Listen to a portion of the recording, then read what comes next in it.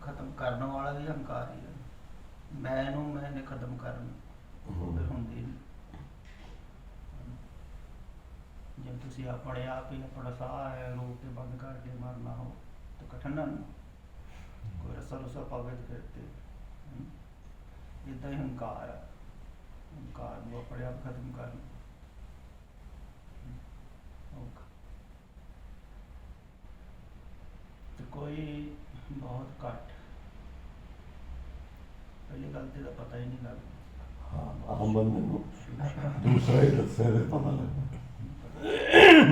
ਆਪਣੇ ਆਪ ਪਤਾ ਨਹੀਂ ਲੱਗਦਾ। ਫਿਰ ਇੱਦਾਂ ਨਾ ਜਿਵੇਂ ਜਿਵੇਂ ਕੋਈ ਧਾਰਮਿਕ ਰਸਤੇ ਤੇ ਜਾਂਦਾ ਨਾ ਇਹ ਸੂਖਮ ਹੁੰਦਾ ਹੁੰਦਾ ਹੈ, ਬਿਲਕੁਲ ਠੀਕ। ਬਹੁਤ ਸੂਖਮ। ਇਸ ਕਰਕੇ ਦੁਨਿਆਵੀ ਲੋਕਾਂ ਨੂੰ ਫਿਰ ਉਹ ਧਾਰਮਿਕ ਵਿਅਕਤੀ ਦਾ ਹੰਕਾਰ ਦਾ ਨਹੀਂ ਪਤਾ ਲੱਗਦਾ ਵੀ ਇਹਦੇ ਅੰਦਰ ਹੰਕਾਰ ਹੈ, ਕਿਉਂਕਿ ਬਹੁਤ ਸੂਖਮ ਹੁੰਦਾ, ਉਹ ਪਕੜ 'ਚ ਨਹੀਂ ਆਉਂਦਾ। ਉਹ ਜ਼ਿਆਦਾ ਕਈ ਵਾਰੀ ਖਤਰਨਾਕ ਹੋ ਜਾਂਦਾ। ਕਹਿੰਦੇ ਵੀ ਦੇਖੋ ਇਹ ਤਿਆਗੀ ਆ, ਘਰ ਬਾਹਰ ਛੱਡਤਾ, ਸਾਰਾ ਕੁਝ ਛੱਡਤਾ, ਬਿਲਕੁਲ ਤਿਆਗ ਨਗਰ ਬੈਠਾ ਹੋਇਆ, ਉਹਨੂੰ ਥੋੜ੍ਹੀ ਦੇਖਦਾ ਵੀ ਅੰਦਰ ਵੀ ਹੈ। ਤਿਆਗ ਦਾ ਵੀ ਹੰਕਾਰ ਹੋ ਜਾਂਦਾ ਤੇ ਸੂਖਮ ਹੁੰਦਾ ਜਾਂਦਾ ਤੇ ਪਕੜ 'ਚ ਨਹੀਂ ਆਉਂਦਾ।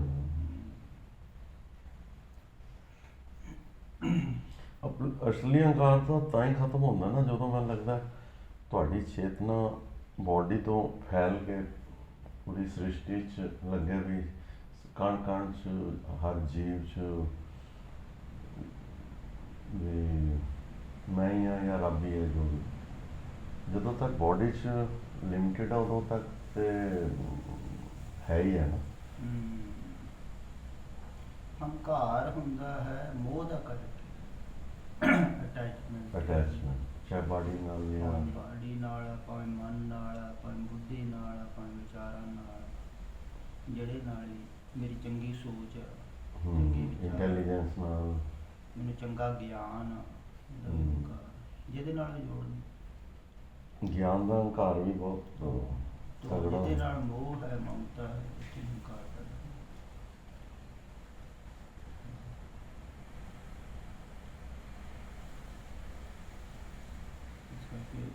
ਤੇਰੇ ਕੋਈ ਨਾ ਮੋਹ ਮਮਤਾ ਨਾ ਰਹੀ ਤੇ ਹੰਕਾਰ ਵੀ ਘੱਟਦੀ। ਜਿੰਨਾ ਤੁਹਾਡਾ ਆਪਣਾ ਘੱਟ ਜਾਊਗਾ ਉਹ ਹੰਕਾਰ ਕਰ।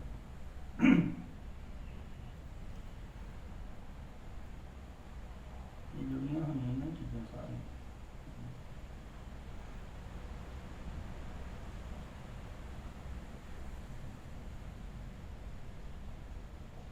ਮੋਹ ਹੈ ਤੇ ਫਿਰ ਲੋਭ ਪੈਦਾ ਹੁੰਦਾ ਤੇ ਲੋਭ ਦੇ ਵਿੱਚ ਜਿਹੜਾ ਰੁਕਾਵਟ ਪਵੇ ਤੇ ਗੁੱਸਾ ਹੋਵੇ, ਕ੍ਰੋਧ ਪੈਦਾ ਹੋਵੇ। ਜਿਹੜਾ ਸਹਿਯੋਗੀ ਹੋਵੇ ਉਹ ਚੰਗਾ ਲੱਗਦਾ, ਉਹ ਤੇ ਪਿਆਰ ਹੋਵੇ। ਬਸ ਇਹੋ ਕੰਮ ਚੱਲਦਾ। ਮੋਹ ਹੋਰ ਵੱਧ।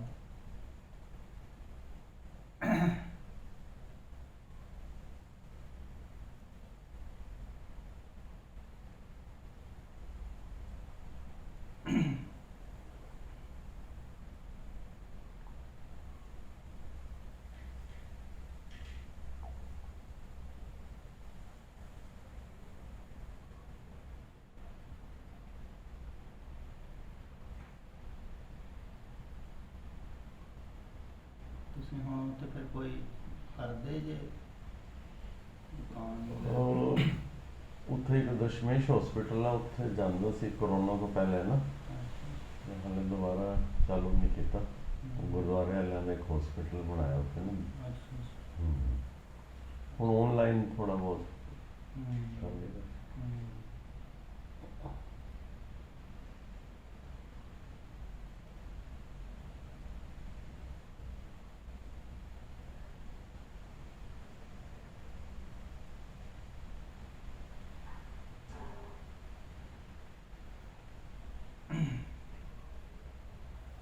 करते थे नौकरी हाले के रिटायर हो गए। ये इंजीनियर ने यार नौकरी कर रहा है, साल रह गया, 1.5 साल 2 साल रह गए बहुत। ਸਾਡੇ ਕੋਲ ਇੱਥੇ ਗੁਰਮੁਖ ਪਿਆਰੇ ਆਉਂਦੇ ਹੁੰਦੇ ਆ ਜੀ ਬੰਬੇ ਤੋਂ ਜੀ, ਤੇ ਉਹ ਪਾਇਲਟ, ਉਹਨਾਂ ਦੇ ਵੀ 2 ਸਾਲ ਰਹਿੰਦੇ। ਉਹਨਾਂ ਨੇ ਪਹਿਲਾਂ ਹੀ ਅਰਜੀ ਦੇ ਦਿੱਤੀ 1 ਸਾਲ ਲੈ ਕੇ ਵੀ ਮੈਂ ਪਹਿਲਾਂ ਚਾਹੁੰਦਾ ਰਿਟਾਇਰ। ਕਹਿੰਦਾ ਮੈਂ ਇੱਥੇ ਆ ਜਾਣਾ। ਏਅਰ ਇੰਡੀਆ 'ਚ ਪਾਇਲਟ ਹੈਗੇ ਜਾਂ ਨਹੀਂ ਉਹ ਨਾ ਕੋਈ ਪ੍ਰਾਈਵੇਟ ਕੰਪਨੀ, ਪ੍ਰਾਈਵੇਟ 에ਅਰਲਾਈਨਸ? ਹੂੰ, ਆ ਛੋਟੇ ਹੈਲੀਕਾਪਟਰ ਵਗੈਰਾ। ਅੱਛਾ, ਹੈਲੀਕਾਪਟਰ।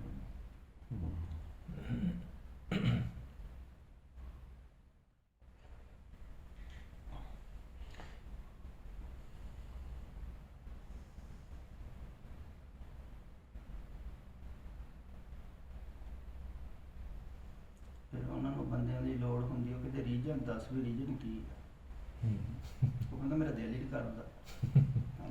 ਕਹਿੰਦੇ ਜੇ ਸਾਰੇ ਤੇ ਚਾਹੁੰਦੇ ਅਸੀਂ ਵੱਧ ਸਰਵਿਸ ਕਰੀਏ, ਹਨਾ, ਵੀ ਉਹ ਵੱਧ ਵੀ ਦਿੰਦੇ ਨਾ, ਟਾਈਮ ਹੋਰ ਵੀ ਲਾ ਸਕਦੇ। ਹਾਂ, ਮਿਲ ਜਾਂਦੇ ਕੰਟਰੈਕਚੁਅਲ ਅੱਗੇ। ਪਿੰਡਾਂ ਦੇ ਸਮੇਂ ਤੋਂ ਕਰੀ। ਸਾਡਾ ਵੀ ਆਫਿਸ ਵਾਲੇ ਇੰਝ ਹੀ ਕਹਿੰਦਾ ਕਿ ਇਹਨੇ ਤਾਂ ਕਰਨੀ ਨਹੀਂ ਨੌਕਰੀ ਕੰਟਰੈਕਚੁਅਲ ਨਾ, ਕਈ ਪਤਾ ਹੁੰਦਾ ਨਾ, ਉਹ ਕਹਿੰਦਾ ਇਹਨੂੰ ਤਾਂ ਰਸਤਾ ਲੱਭਿਆ ਹੈ। ਕਹਿੰਦਾ ਸਾਡਾ ਤਾਂ ਟਾਈਮ ਪਾਸ ਨਹੀਂ ਹੁੰਦਾ। ਜ਼ਿਆਦਾਤਰ ਬਾਬਾ ਜੀ ਕੰਟਰੈਕਚੁਅਲ ਕਰਦੇ ਨੇ ਨਾ, ਉਹ ਕਹਿੰਦੇ ਸਾਡਾ ਟਾਈਮ ਨਹੀਂ ਕੱਟਦਾ, ਕਿਸੇ ਨੇ ਕੋਈ ਬਣਾਇਆ ਹੀ ਨਹੀਂ ਹੋਇਆ ਆਪਣਾ ਹਿਸਾਬ ਕਿਤਾਬ। ਕਾਰਨ ਇਹ ਹੁੰਦਾ ਨਾ, ਜਿਹੜਾ ਆਦਮੀ ਕੰਮ ਕਰਨ ਵਾਲਾ ਹੁਣ ਕੰਟੀਨਿਊ ਕੰਮ ਕਰ ਰਿਹਾ 30-40 ਸਾਲ, ਉਹਦੀ ਆਦਤ ਬਣ ਜਾਂਦੀ ਕੰਮ ਕਰਨ। ਉਹ ਫਿਰ ਰਿਟਾਇਰ ਵੀ ਹੋ ਜਾਵੇ, ਉਹ ਵੇਲਾ ਚਿੱਤ ਨਹੀਂ ਲੱਗਦਾ, ਉਹ ਚਾਹੁੰਦਾ ਵੀ ਵੈਸਾ ਹੀ ਕੰਮ ਹੋ। ਬਹੁਤ ਲੋਕ ਜਿਹੜੇ ਕਿ ਨਹੀਂ ਉਹ ਬਿਰਧ ਅਵਸਥਾ ਦੇ ਵਿੱਚ ਹੀ ਉਹ ਫਿਰ ਲੱਗੇ ਹੋਏ, ਕਿਉਂਕਿ ਉਹ ਆਦਤ ਬਣੀ ਹੋਈ, ਉੱਦਾਂ ਹੀ ਫਿਰ ਉਹ ਮਨ ਚਾਹੁੰਦਾ ਰਹਿੰਦਾ ਵੀ ਉਲਝੇ ਰਹੀ ਕਿਸੇ ਨਾ ਕਿਸੇ ਕੰਮ 'ਚ। ਕਦੀ ਬੈਠੇ ਤੇ ਆਇਆ ਨਹੀਂ ਸ਼ਾਂਤ ਬੈਠਣਾ ਔਖਾ। ਫਿਰ ਮਨ ਸਰੀਰ ਕਰਕੇ ਤੇ ਫਰੀ ਆਦਮੀ ਬਹਿ ਵੀ ਜਾਂਦਾ, ਮਨ ਕਰਕੇ ਫਰੀ ਹੋਣਾ ਉਹ ਵੀ ਔਖਾ। ਅਸਲੀ ਗੱਲ ਹੋਈ ਹੈ, ਠੀਕ ਕਹਿ ਰਿਹਾ ਸੀ। ਠੀਕ ਹੈ ਨਾ, ਮਨ ਕਰਕੇ ਵਿਹਲਾ ਹੋਣਾ ਬੜਾ ਔਖਾ। ਤੋ ਉਹ ਵਿਹਲਾ ਕਦੇ ਬੈਠਾ ਨਹੀਂ ਜਿਹੜਾ ਉਹ ਵੀ ਔਖਾ। ਉਹ ਫਿਰ ਕੰਮ ਸਾਡੇ ਇੱਥੇ ਕਿੰਨਾ ਇੱਕ ਬਹੁਤ ਬੜਾ ਬਣਾਇਆ ਹੋਇਆ ਉਹਨੇ, ਹੋਟਲ ਵਗੈਰਾ ਵਿੱਚ ਸਾਰਾ ਕੁਛ। ਤੇ ਉਹ ਇੰਗਲੈਂਡ ਦਾ, ਇੱਥੇ ਦਾ ਹੀ ਹੁੰਦਾ, ਤੇ ਉਹ ਇੰਗਲੈਂਡ ਗਿਆ ਤੇ ਉੱਥੇ ਇੱਥੇ ਆਣ ਕੇ ਉਹਨੇ ਜ਼ਮੀਨ ਖਰੀਦ ਕੇ ਤੇ ਉਹ ਸਾਰਾ ਕੁਛ ਬਣਾਇਆ ਹੋਇਆ। ਤੋਂ ਮਿਲਿਆ ਕੁਦਰਤੀ, ਮੈਂ ਕਿਹਾ ਤੂੰ ਉਧਰ ਕੰਮ ਕੀਤਾ, ਸਰਵਿਸ ਕੀਤੀ, ਸਾਰਾ ਖਾਣ ਜੋਗੇ ਤੇ ਬਹੁਤ, ਲੜਕਾ ਵੀ ਉਧਰ ਫੈਮਿਲੀ ਬਸ ਹੈ। ਉਹ ਕਹਿੰਦਾ ਮੇਰੇ ਕੋਲ ਵਿਹਲਾ ਨਹੀਂ ਬੈਠਣਾ, ਮੈਂ ਚਾਹੁੰਦਾ ਕੁਛ ਕਰਾਂ। ਤੇ ਕਰਨ ਵਾਲੇ ਵੀ ਐਡਾ ਵੱਡਾ ਡੱਬਰ ਖੋਲ ਲਿਆ, ਮੈਂ ਤੂੰ ਉਲਝਿਆ ਹੋਇਆ, ਬਹੁਤ ਜ਼ਿਆਦਾ ਉਲਝਿਆ। ਵੀ ਉਹ ਚਲਾਉਣਾ ਵੀ ਹੈ ਸਾਰਾ ਕੁਛ, ਹੋਟਲ ਹਾਟਲ ਲਟਰਮ ਬਟਰਮ ਕਈ ਕੁਛ ਬਣਾਇਆ। ਉਹਦੇ ਚ ਮੇਲਾ ਹੋਰ ਵੱਧ ਮੈਂ ਤਾਂ ਉਲਝ ਗਿਆ ਜ਼ਿਆਦਾ। ਹੁਣ ਤੇ ਫਰੀ ਹੋਣਾ ਚਾਹੀਦਾ ਸੀ। ਦਰਅਸਲ ਜਿਹੜਾ ਪੁਰਾਣੇ ਰਿਸ਼ੀ ਮੁਨੀਆਂ ਨੇ ਬਣਾਇਆ ਸੀ ਨਾ ਸਿਸਟਮ, ਉਹ ਬਹੁਤ ਵਧੀਆ ਸੀ। ਉਹਨੇ ਇੱਕ ਲਾਈਫ ਦਾ ਨਾ ਤਿਆਰ ਕੀਤਾ ਸੀ ਜੀ, ਕਿ ਇੰਨੇ ਕੁ ਸਾਲ ਤੱਕ ਤੁਸੀਂ ਪਹਿਲਾਂ ਪੜ੍ਹਨਾ ਪੜਾਉਣਾ, ਜਿਵੇਂ ਬੱਚਾ ਪੜ੍ਹਦਾ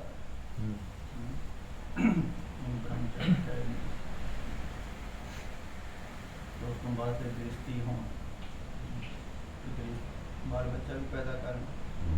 ਜੋ ਵੀ ਫਿਰ ਉਹ ਜਦੋਂ ਪੜ੍ਹਾਉਂਦੇ ਸੀ ਨਾ, ਦੋਵੇਂ ਪੱਖ ਦੱਸਦੇ ਹੁੰਦੇ ਕਿ ਆਹ ਦੁਨਿਆਵੀ ਪੱਖ ਤੁਹਾਡਾ ਕਮਾਈ ਕਰਕੇ ਬੱਚਿਆਂ ਨੂੰ ਪਾਲਣ ਵਾਲਾ, ਤੇ ਆਹ ਅਧਿਆਤਮ ਪੱਖ ਜਦੋਂ ਵਿਹਲੇ ਹੋ ਜਾਓਗੇ ਫਿਰ ਇਹਦੇ ਨੂੰ।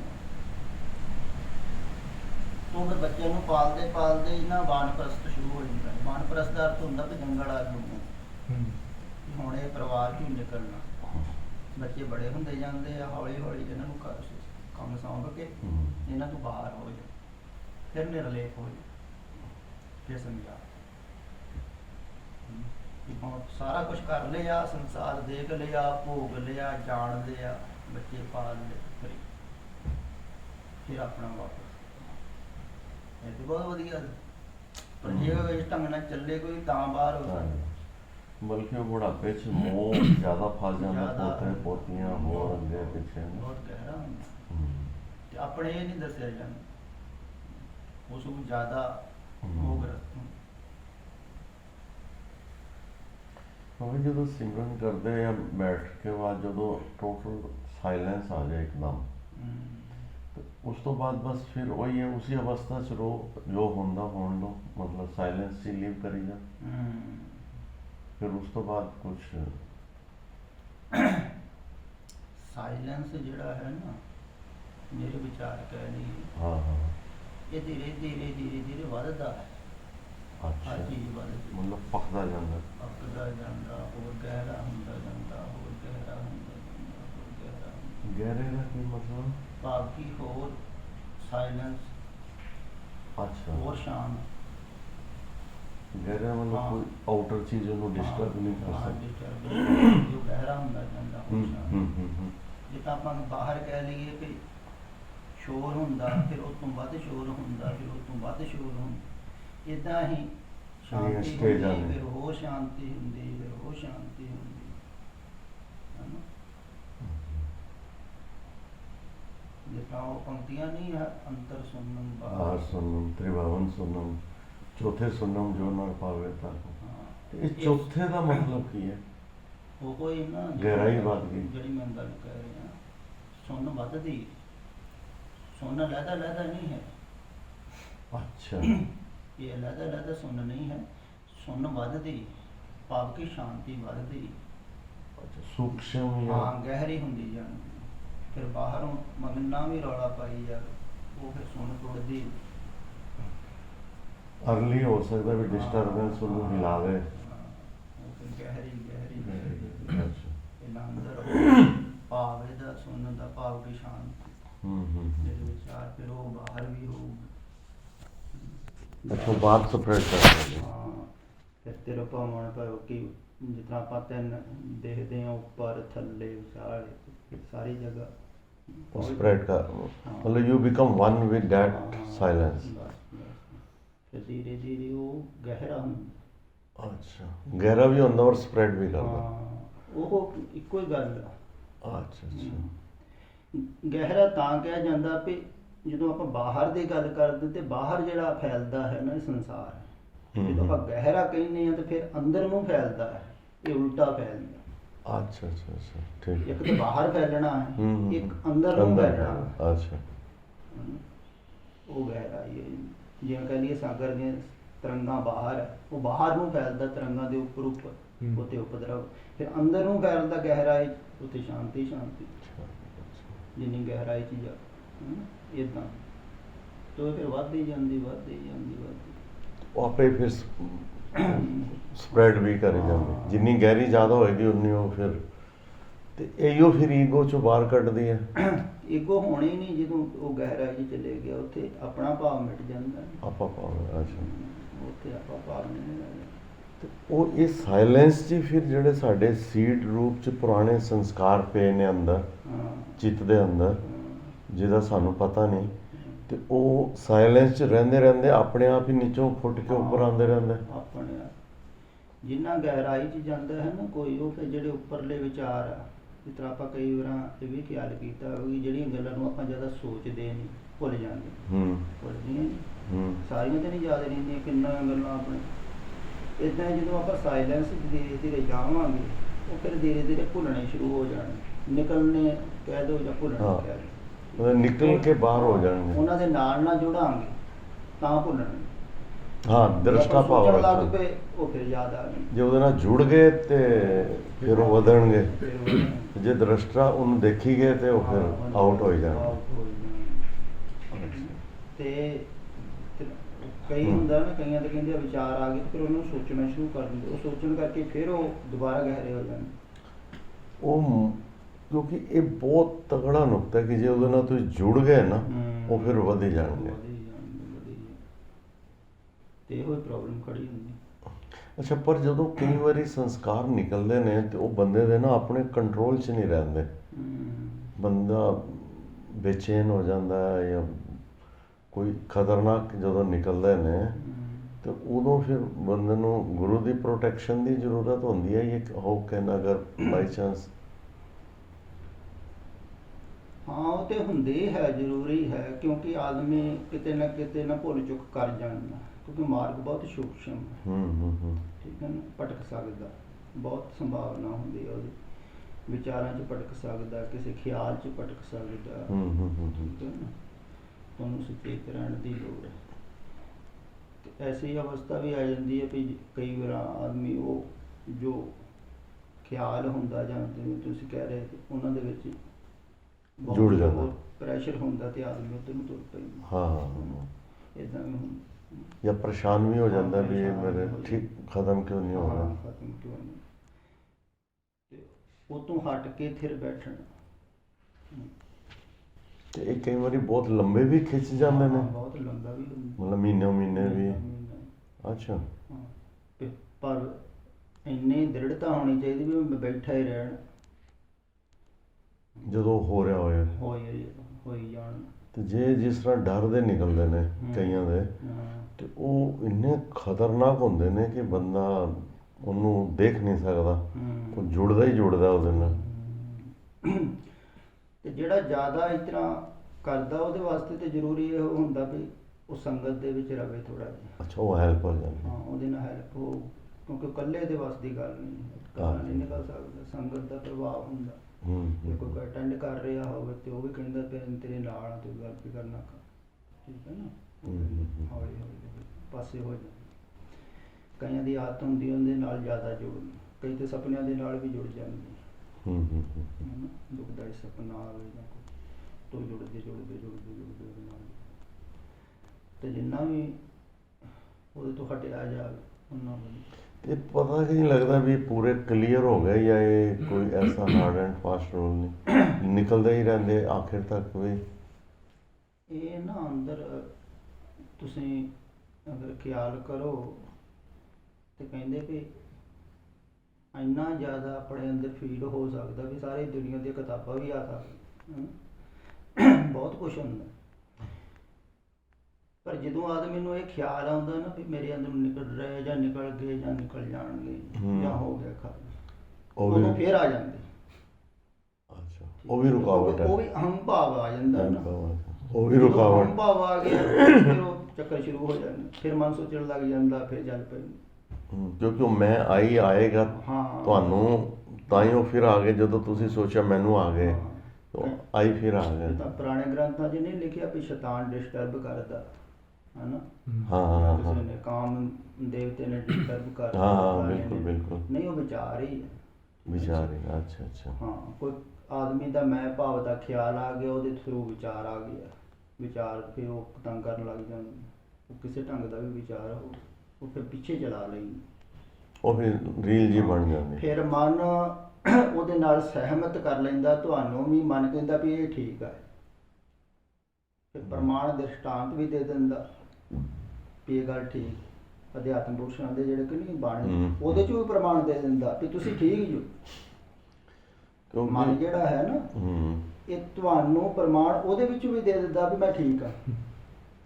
ਇਸ ਕਰਕੇ ਤੇ ਉਲਝਣ ਅਧਿਆਤਮਿਕ ਜਗਤ ਦੇ ਵਿੱਚ ਵੀ, ਅਧਿਆਤਮਿਕ ਜਗਤ ਦੇ ਵਿੱਚ ਮਨ ਜਿਹੜਾ ਹੈ ਉਹਦੇ ਵਿੱਚੋਂ ਵੀ ਸਹਾਇਤਾ ਲੈ ਲੈਂਦਾ ਪਰਮ ਪੁਰਖਾਂ ਦੀ ਬਾਣੀ 'ਚ, ਆਪਣੇ ਢੰਗ ਦੇ ਨਾਲ ਸੋਚਣਾ ਸ਼ੁਰੂ ਕਰ ਦਿੰਦਾ ਕਿ ਮੈਂ ਠੀਕ ਹਾਂ। ਉਹ ਜਸਟੀਫਾਈ ਕਰ ਇਹੀ ਸੂਖਸ਼ਮ ਈਗੋ ਹੈ ਨਾ ਮੇਰੇ, ਇਹੀ ਸੂਖਸ਼ਮ ਈਗੋ। ਉਹਦੇ ਵਿੱਚੋਂ ਆਪਣਾ ਖੁਰਾਕ ਲੱਭ ਲੈ, ਫਿਰ ਚੱਲ ਪਈ। ਬਹੁਤ ਸਾਰੇ ਜਗਿਆਸੂ ਨਾ ਇਸ ਤਰ੍ਹਾਂ ਲੱਗੇ ਹੁੰਦੇ ਆ ਸਾਧਨਾ ਕਰਨ, ਉਹਨਾਂ ਦੇ ਵਿੱਚੋਂ ਵੀ ਉਹ ਫਿਰ ਮਨ ਸੁਝਾ ਦਿੰਦਾ। ਹੱਸਣਦੇ ਆ, ਖੇਲਣਦੇ ਆ, ਪਹਿਨਦੇ ਆ, ਤੋਂ ਮਨ ਇਸ ਤਰ੍ਹਾਂ ਸੋਚਣ ਲੱਗ ਜਾਂਦਾ। ਮਨ ਕਹਿੰਦਾ ਗੱਲ ਤੇ ਠੀਕ, ਉਹ ਫਿਰ ਚੱਲ ਪੈਂਦਾ। ਤੇ ਫਿਰ ਹੱਸਣਦੇ ਆ, ਖੇਡਦੇ ਅੱਗੇ ਫਿਰ ਸੰਸਾਰ 'ਚ ਵੜ ਜਾਂਦਾ, ਫਿਰ ਰੁੱਝ ਜਾਂਦਾ। ਫਿਰ ਕਹਿੰਦਾ ਹੱਸਣਾ ਖੇਡਾ ਤੇ ਗਿਆ ਹੁਣ। ਮਨ ਉਦੋਂ ਸਹਾਇਤਾ ਲੱਭ ਲਈ ਨਾ। ਤੇ ਜਿਹੜੀ ਸਾਇਲੈਂਸ ਹੈ, ਇਹੀ ਨਿਜ ਘਰ ਹੈ ਜਾਂ ਥਿਰ ਘਰ ਜਾਂ ਨਿਜ ਘਰ ਜਾਂ ਆਤਮਾ? ਇਹੀ ਨਹੀਂ, ਸਾਇਲੈਂਸ ਇੱਕ ਮਾਰਗ ਹੈ। ਅੱਛਾ, ਠੀਕ ਹੈ ਨਾ। ਸਾਇਲੈਂਸ ਦਰਅਸਲ ਜੋ ਵੀ ਕਿਹਾ ਜਾਂਦਾ ਹੈ ਨਾ, ਭਾਵੇਂ ਉਹਨੂੰ ਸੁਣ ਕਹਿ ਲਓ ਜਾਂ ਪ੍ਰਮਾਤਮਾ ਕਹਿ ਲਓ, ਹਾਂ, ਇਸ ਪ੍ਰਮਾਤਮਾ ਵੀ ਇੱਕ ਸਹਾਰਾ ਹੈ। ਅੱਛਾ, ਠੀਕ ਹੈ ਨਾ। ਸੁਣ ਵੀ ਇੱਕ ਸਹਾਰਾ ਹੈ। ਠੀਕ ਹੈ ਨਾ। ਜੋ ਹੈ ਉਹਦੇ ਬਾਰੇ ਨਹੀਂ ਦੱਸਿਆ ਜਾਂਦਾ, ਇਹ ਮਾਰਗ ਹੈ।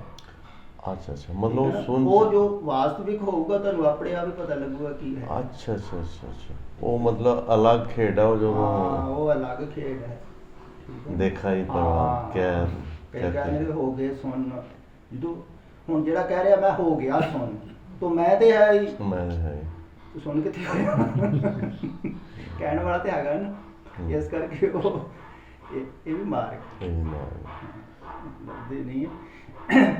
ਪਰ ਇਹ ਆ ਵੀ ਬਹੁਤ ਕੋਲੇ ਚਲੇ ਜਾਂਦੇ, ਬਹੁਤ ਨੇੜਤਾ, ਬਹੁਤ ਲੱਗ। ਇਹਦਾ ਮਤਲਬ ਸਾਇਲੈਂਸ ਦੇ ਵਿੱਚ ਹੀ ਕੁਝ ਹੋਣਾ ਹੈ ਹਾਂ, ਜੋ ਬਸ ਬਸ ਬਸ। ਉਹ ਲਾਸਟ ਜਾਂ ਜੋ ਵੀ ਕਹਿ ਲਓ, ਨਾ ਜੋ ਮਰਜ਼ੀ ਦੇ ਲਓ, ਹਾਂ, ਸਾਇਲੈਂਸ ਦੇ ਵਿੱਚ ਹੀ ਨਾ ਹੌਲੀ ਹੌਲੀ ਹੌਲੀ ਹੌਲੀ ਉਹ ਹੋ ਜਾਏਗਾ। ਆਪਣੇ ਆਪ ਹੀ ਹੋਊ। ਉਹ ਤੁਹਾਡੇ ਕੀਤਿਆਂ ਨਹੀਂ। ਹਾਂ ਉਹ ਕੀਤਾ ਨਹੀਂ। ਕੀਤਿਆਂ ਕਈਆਂ ਦਾ ਹੁੰਦਾ ਨਾ, ਇੱਥੇ ਆ ਪ੍ਰੇਮੀ ਆ ਕਈ, ਉਹਨਾਂ ਨੂੰ ਹੋ ਜਾਂਦਾ ਇਤਨਾ ਇਤਨਾ। ਜਿਵੇਂ ਮਾਈ ਇੱਥੇ ਉੱਥੇ ਚੜੇ ਤੇ ਪਾ ਰਹੀ ਇੱਕ ਉੱਪਰ ਕੁਟੀਆ ਤੇ ਅੱਛਾ ਅੱਛਾ ਤਾਂ ਬੈਠੇ ਬੈਠੇ ਹੀ ਕੁਛ ਨਹੀਂ, ਜਦੋਂ ਕੁਛ ਨਹੀਂ ਕਰ ਰਿਹਾ ਹੈ ਤੁਸੀਂ, ਕੁਦਰਤੀ ਆਪਣੇ ਆਪ ਹੀ ਹੋਣਾ। ਪਰ ਉਹਦੇ ਹੋਣ ਦੇ ਨਾਲ ਇੱਕ ਪਤਾ ਲੱਗ ਜਾਂਦਾ ਵੀ ਕੁਛ ਪਤਾ ਲੱਗ ਗਿਆ। ਠੀਕ ਹੈ ਨਾ, ਪਕੜ 'ਚ ਤੇ ਨਹੀਂ ਆਉਂਦਾ ਹੈ, ਪਰ ਉਹ ਖਿਆਲ ਵਿੱਚ ਆ ਜਾਂਦਾ ਵੀ ਕੁਛ ਹੈ। ਫਿਰ ਉਹ ਹੈ ਵੱਲ ਨੂੰ ਆਦਮੀ ਤੁਰ ਪੈਂਦਾ ਵੀ ਉਹ ਐਸਾ ਹੈ ਵੀ ਜਿਹਨੂੰ ਬਿਆਨ ਨਹੀਂ ਕੀਤਾ ਜਾ ਸਕਦਾ। ਉਹ ਕੁਛ ਹੈ, ਕੁਛ ਮਿਲ ਜਾਂਦਾ ਉਹਨੂੰ ਅੰਦਰ। ਬਸ ਉਹ ਉਸ ਪਾਸੇ ਵੱਲ ਵੀ ਛੇਤੀ ਚੱਲਦਾ ਜਿਹਨੂੰ ਐਸਾ ਨਹੀਂ ਤੇ ਹੁੰਦਾ ਹੈ ਆਪਣੇ ਆਪ ਹੀ, ਕੀਤਿਆਂ ਨਹੀਂ ਹੋਊ। ਬਸ ਕਰਨਾ ਇੰਨਾ ਵੀ ਸਾਇਲੈਂਸ ਹੋ ਕੇ ਬੈਠ ਜਾ, ਉਡੀਕ ਕਰ। ਇਹ ਅੰਦਰੋਂ ਜਿਹੜਾ ਸ਼ਬਦ ਪ੍ਰਗਟ ਹੁੰਦਾ ਹੈ, ਇੱਕ ਹੈ ਸਾਇਲੈਂਸ ਜਿਹੜੀ ਸਟਾਰਟਿੰਗ ਵਾਲੀ ਹੈ, ਉਹਦੇ 'ਚ ਤੇ ਸ਼ਬਦ ਪ੍ਰਗਟ ਹੋ ਗਿਆ, ਤੁਸੀਂ ਫਿਰ ਸ਼ਬਦ ਤੇ ਸੁਰਤੀ ਟਿਕਾਉਂਦੇ ਰਹੇ। ਇੱਕ ਸਟੇਜ ਆਉਂਦੀ ਹੈ ਜਦੋਂ ਉਹ ਸ਼ਬਦ ਵੀ ਖਤਮ ਹੋ ਜਾਂਦਾ, ਨਹੀਂ ਰਹਿੰਦਾ, ਤੇ ਇੱਕ ਇਹ ਸੁਣ ਆ ਗਈ, ਤੇ ਇਸ ਤੋਂ ਬਾਅਦ ਵੀ ਅੱਗੇ ਫਿਰ ਜਿਹੜਾ ਐਕਚੁਅਲ ਪ੍ਰੋਸੈਸ ਹੈ ਉਹ ਫਿਰ ਇਸ ਤੋਂ ਬਾਅਦ ਹੈ। ਹਾਂ, ਉਹ ਆਪਣੇ ਆਪ ਹੀ ਆਉਂਦਾ। ਉਹ ਆਪਣੇ ਆਪ, ਉਹ ਤੁਹਾਡੀ ਐਫਰਟ ਨਹੀਂ ਹੈ। ਤੁਹਾਡਾ ਇੰਨਾ ਹੀ ਹੈ ਕਿ ਤੁਸੀਂ ਸ਼ਾਂਤ ਹੋ ਜਾਓ ਔਰ ਉਸੇ ਅਵਸਥਾ 'ਚ ਰਹੋ। ਹਾਂ, ਬਸ ਸਹਿਜ ਹੋ ਜਾਓ। ਜਿਵੇਂ ਕਹਿ ਲਈਏ ਨਾ ਆਪਾਂ ਕਿ ਕੋਈ ਸ਼ਾਂਤ ਹੋ ਕੇ ਦਰਵਾਜ਼ੇ ਤੇ ਬੈਠਾ ਤੇ ਉਡੀਕ ਕਰਦਾ ਵੀ ਕਿਤੇ ਦਰਵਾਜ਼ਾ ਖੁੱਲੇ, ਦਰਸ਼ਨ ਦੀਜੇ ਖੋਲ ਕੇ। ਠੀਕ ਹੈ ਨਾ, ਤੇ ਕਵਾੜ ਆਪਣੇ ਆਪ ਹੀ ਖੁੱਲਣਾ। ਉਹ ਜਦੋਂ ਟਾਈਮ ਆਉਣਾ ਨਾ ਇੱਕਦਮ ਖੁੱਲ ਜਾਣਾ, ਪਰ ਤੁਸੀਂ ਸਾਇਲੈਂਸ ਹੋ ਕੇ ਉਡੀਕ ਕਰਦੇ। ਅਗਰ ਤੁਸੀਂ ਕੁਛ ਸੋਚਣ ਲੱਗ ਪਏ ਤੇ ਫਿਰ ਤੁਸੀਂ ਉਹ ਪਤਾ ਨਹੀਂ ਕਿੱਧਰ ਨੂੰ ਚਲੇ ਜਾਣਾ। ਦਰਵਾਜ਼ਾ ਖੁੱਲ ਵੀ ਗਿਆ, ਤੁਹਾਨੂੰ ਪਤਾ ਨਹੀਂ ਲੱਗਣਾ। ਸਹੀ। ਜਿਵੇਂ ਕਹਿੰਦੇ ਨਾ ਕਹਾਣੀ ਆਪਣਾ ਰਵਿੰਦਰਨਾਥ ਟੈਗੋਰ ਨੇ ਲਿਖੀ ਹੋਈ ਹੈ। ਕਹਿੰਦੇ ਵੀ ਇੱਕ ਮੰਦਿਰ ਦਾ ਦਰਵਾਜ਼ਾ ਨਾ, ਉੱਥੇ ਬਹੁਤ ਸਾਰੇ ਪੰਡਿਤ ਕੰਮ ਕਰਦੇ ਸੀ, ਆਪਣਾ ਪੂਜਾ ਕਰਦੇ ਸੀ ਮੰਦਿਰ ਦੇ ਵਿੱਚ। ਬਹੁਤ ਬੜਾ ਮੰਦਿਰ ਸੀ, ਤੇ ਜਿਹੜਾ ਮੰਦਿਰ ਦਾ ਮੇਨ ਪੁਜਾਰੀ ਆ, ਉਹਨੂੰ ਸੁਪਨਾ ਆਇਆ ਵੀ ਰਾਤ ਨੂੰ ਪਰਮਾਤਮਾ ਆਉਣ ਵਾਲਾ ਹੈ ਨਾ, ਪਰਮਾਤਮਾ ਆਉਣ ਵਾਲਾ ਰਾਤ ਨੂੰ। ਉਹ ਕਹਿੰਦਾ, ਉਹਨਾਂ ਨੇ ਦੂਸਰਿਆਂ ਨੂੰ ਦੱਸਿਆ ਵੀ ਸੁਪਨਾ ਹੀ ਆ ਵੈਸੇ, ਪਰ ਮੈਂ ਤੁਹਾਨੂੰ ਦੱਸ ਦੇਣਾ ਵੀ ਮੈਨੂੰ ਪ੍ਰਤੱਖ ਹੈ, ਉਹ ਪ੍ਰਤੀਤ ਹੋਇਆ। ਉਹਨੇ ਮੈਨੂੰ ਕਿਹਾ ਵੀ ਅੱਜ ਰਾਤ ਨੂੰ ਮੈਂ ਆਉਣਾ ਹੈ ਮੰਦਿਰ 'ਚ ਪਰਮਾਤਮਾ ਨੇ, ਤੇ ਮੈਂ ਤੁਹਾਨੂੰ ਦੱਸ ਦੇਣਾ, ਤੁਸੀਂ ਤਿਆਰੀ ਕਰ ਲਓ ਜੇ ਕਰਨੀ ਹੈ। ਉਹਨਾਂ ਨੇ ਸੋਚਿਆ ਕਿ ਠੀਕ ਹੀ ਹੈ, ਜਦੋਂ ਸੁਪਨਾ ਆਇਆ ਹੈ ਤੇ ਤਿਆਰੀ ਕਰ ਲੈਣੀ ਚਾਹੀਦੀ, ਨਾਲੇ ਉੱਦਾਂ ਵੀ ਸਾਫ਼ ਸਫਾਈ ਹੋ ਜਾਊ, ਵਧੀਆ ਪਰਮਾਤਮਾ ਆ ਜਾਊ। ਕਹਿੰਦੇ ਉਹਨਾਂ ਨੇ ਸਾਰਾ ਮੰਦਿਰ ਮੁੰਦਰ ਸਾਫ਼ ਕੀਤਾ, ਧੋਤਾ ਧਾਤਾ, ਮੂਰਤੀਆਂ ਮਾਰਤੀਆਂ ਸਜਾਈਆਂ, ਐਨ ਵਧੀਆ। ਰਾਤ ਨੂੰ ਭੋਜਨ ਵਗੈਰਾ ਬਣਾਇਆ, ਛਕ ਕੇ ਪ੍ਰਤਿਸ਼ਠਾ ਕਰਨ ਲੱਗ ਪਏ ਵੀ ਹੁਣ ਆਉਂਦਾ, ਹੁਣ ਆਉਂਦਾ। ਜੋ ਵਾਹਵਾ ਰਾਤ ਲੰਘ ਗਈ ਤੇ ਵਿੱਚੋਂ ਇੱਕ ਬੋਲਿਆ ਵੀ ਇਹ ਸੁਪਨਾ ਹੀ ਆ, ਆਉਣਾ ਆਉਣਾ ਕਿਸੇ ਨੇ ਨਹੀਂ। ਇਹਨੂੰ ਸੁਪਨਾ ਆਇਆ, ਆਪਾਂ ਵੀ ਸੁਪਨੇ ਦੇ ਪਿੱਛੇ ਲੱਗ ਗਏ, ਆਪਾਂ ਸਾਰੇ ਮੂਰਖ ਹੀ। ਵੀ ਜਦੋਂ ਉਹਨੂੰ ਸੁਪਨਾ ਆਇਆ, ਉਹ ਕਹੀ ਵੀ ਜਾਂਦਾ ਸੁਪਨਾ, ਤੇ ਤੁਸੀਂ ਕਿਹਦੀ ਉਡੀਕ ਕਰਦੇ? ਏਦਾਂ ਪਰਮਾਤਮਾ ਕਦੇ ਆਉਂਦਾ? ਸੌਂ ਜਾਓ ਚੱਲ। ਕਹਿੰਦੇ ਚਲੋ ਸੌਂ। ਫਿਰ ਥੋੜੀ ਦੇਰ ਬਾਅਦ ਨਾ ਆਵਾਜ਼ ਝੋਂਕੇ ਨਾਲ ਦਰਵਾਜ਼ਾ ਖੜਕੇ। ਦੂਜਾ ਕਹਿੰਦਾ ਵੀ ਲੱਗਦਾ ਆ ਗਿਆ। ਕਹਿੰਦਾ ਤੇਰਾ ਵੀ ਦਿਮਾਗ ਖਰਾਬ ਹੋ ਗਿਆ, ਚੁੱਪ ਕਰਕੇ ਸੌਂ ਜਾ, ਪਰਮਾਤਮਾ ਐਵੇਂ ਆ ਜਾਊਗਾ। ਤੁਸੀਂ ਸਾਰੇ ਸੁਪਨੇ ਦੇ ਪਿੱਛੇ ਪਾਗਲ ਹੋ ਗਏ, ਇੱਕ ਦੂਸਰੇ ਨੂੰ ਤਾਂ ਫਟਕਾਰਾ ਪਾਉਣ ਲੱਗ ਪਏ, ਸੌਂ ਜਾਓ ਹੁਣ ਨਹੀਂ ਕਿਸੇ ਨੇ ਉੱਠਣਾ, ਭਾਵੇਂ ਭੜਕਾਈ ਜਾਵੇ, ਕੁਛ ਵੀ ਹੋਵੇ। ਕੰਨ ਮਲੇਟ ਕੇ ਸੌਂ ਸਾਰੇ ਸੌਂ ਗਏ। ਤੋ ਕਹਾਣੀ ਦੇ ਵਿੱਚ ਉਹਨੇ ਲਿਖਿਆ ਵੀ ਪ੍ਰਮਾਤਮਾ ਆਇਆ। ਜਦੋਂ ਉਹ ਸਵੇਰੇ ਉੱਠ ਕੇ ਉਹਨਾਂ ਨੇ ਦੇਖਿਆ ਦਰਵਾਜ਼ਾ ਕਿਸੇ ਨੇ ਖੋਲ੍ਹਿਆ ਤੇ ਉਹਦੇ ਪਦ ਚਾਪ ਵੀ ਲੱਗੇ ਹੋਏ, ਪੈਰਾਂ ਦੇ ਨਿਸ਼ਾਨ, ਕੋਈ ਆਇਆ। ਤੇ ਉਹਦਾ ਕਹਿਣ ਦਾ ਭਾਵ ਇਹ ਸੀ ਵੀ ਜਦੋਂ ਤੁਸੀਂ ਸੌਂ ਜਾਂਦੇ ਜੇ ਨਾ ਮੂਰਛਿਤ ਹੋ ਗਏ, ਜਾਗਦੇ ਨਹੀਂ ਉਦੋਂ ਆ ਗਏ। ਇਹਨੇ ਜਾਗਤ ਰਹੇ ਨਾ ਕਬਹੂ ਸੂਏ, ਤੀਨ ਲੋਕ ਸਮਾਧ ਭੁੱਲੋ। ਜਦੋਂ ਆਦਮੀ ਸੁਚੇਤ ਹੁੰਦਾ, ਇਸ ਕਰਕੇ ਸਾਧਨਾ ਦੇ ਵਿੱਚ ਸੁਚੇਤਤਾ ਜ਼ਰੂਰੀ ਹੋਣੀ ਚਾਹੀਦੀ। ਕਈ ਸੌਂ ਜਾਂਦੇ, ਕਈ ਸੌਣ ਨੂੰ ਸਮਾਧੀ ਸਮਝਦੇ, ਬੈਠੇ ਬੈਠੇ ਨੀਂਦ ਆ ਗਈ, ਕਈ ਸਮਾਧੀ ਲੱਗ ਗਈ, ਪਰ ਨੀਂਦ ਆ ਜਾਂਦੀ ਹੈ ਅਕਸਰ, ਕਿਉਂਕਿ ਮਨ ਸ਼ਾਂਤ ਹੁੰਦਾ ਜਦੋਂ ਨੀਂਦ ਆ ਜਾਂਦੀ। ਤੇ ਇਹ ਹੈ ਕਿ ਸੁਚੇਤਤਾ ਹੋਵੇ, ਸ਼ਾਂਤੀ ਹੋਵੇ, ਆਦਮੀ ਬੈਠਾ ਹੋਵੇ। ਇਹ ਜਿਹੜੀ ਅਵੇਅਰਨੈਸ ਹੈ, ਪਿਓਰ ਅਵੇਅਰਨੈਸ ਔਰ ਸਾਇਲੈਂਸ, ਇਹ ਮਿਲਦੀਆਂ ਜੁਲਦੀਆਂ?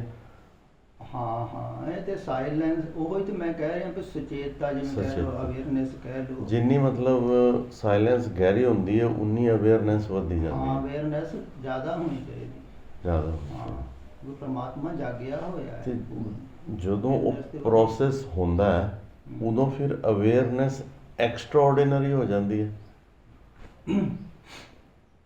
ਅਵੇਅਰਨੈਸ ਵੱਧਦੀ। ਹਾਂ, ਉਹ ਪ੍ਰੋਸੈਸ ਜਦੋਂ ਆਪਣੇ ਆਪ ਅੰਦਰੋਂ ਕੁਝ ਜੋ ਹੁੰਦਾ ਹੈ, ਉਹਦੇ ਬਾਅਦ ਕੁਆਂਟਮ ਜੰਪ ਹੈ ਅਵੇਅਰਨੈਸ ਦਾ, ਵੀ ਇੱਥੇ ਹੈਗੀ ਸੀ ਤੇ ਇੱਥੇ ਪਹੁੰਚ ਜਾਂਦੀ ਹੈ। ਨਹੀਂ, ਏਦਾਂ ਨਹੀਂ ਹੈ। ਇਹ ਬਾਹਰਲੀ ਅਵੇਅਰਨੈਸ ਹੋਰ ਹੁੰਦੀ ਆ, ਉਹ ਅਵੇਅਰਨੈਸ ਹੋਰ ਹੁੰਦੀ। ਅੱਛਾ। ਜਿਹੜੀ ਅੰਦਰਲੀ, ਇਹਦਾ ਥੋੜਾ ਫਰਕ ਹੁੰਦਾ। ਉਹ ਫਰਕ ਦਾ ਵੀ ਬਾਅਦ ਚ ਪਤਾ ਲੱਗਦਾ। ਅੱਛਾ। ਬਾਹਰਲੀ ਤੇ ਹੁੰਦੀ ਆ, ਬਾਹਰਲੀਆਂ ਚੀਜ਼ਾਂ ਹਾਂ, ਠੀਕ ਹੈ। ਅੰਦਰਲੀ ਚੀਜ਼ਾਂ ਪ੍ਰਤੀ ਨਹੀਂ ਹੁੰਦੀ, ਉਹ ਆਪਣੇ ਆਪ ਪ੍ਰਤੀ ਹੁੰਦੀ, ਉਹ ਕਿਸੇ ਪ੍ਰਤੀ ਨਹੀਂ ਹੁੰਦੀ। ਕੋਈ ਤੇ ਹੈ ਨਹੀਂ, ਇੱਕੋ ਹੀ ਹੈ, ਉਹ ਇੱਕ ਦੇ ਪ੍ਰਤੀ ਹੁੰਦੀ, ਉਹ ਅਵੇਅਰਨੈਸ ਹੋਰ।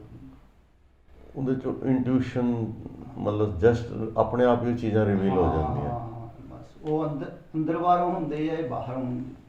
ਜੇ ਤਾਂ ਬਾਹਰੋਂ ਆਪਾਂ ਅਵੇਅਰਨੈਸ ਸਾਰਾ ਕੁਝ ਦੇਖ ਰਹੇ ਹਾਂ, ਆਵਾਜ਼ ਆ ਰਹੀ, ਇੱਧਰੋਂ ਇੱਧਰੋਂ ਖੜਕਾ ਹੋ ਰਿਹਾ, ਉਹਦੇ ਬਾਅਦ ਮਤਲਬ ਜਿੱਥੇ ਤੁਸੀਂ ਸੁਰਤ ਲੈ ਕੇ ਉਹਦੀ ਇਨਰ ਚੀਜ਼ ਨਾਲ ਜੁੜ ਗਏ,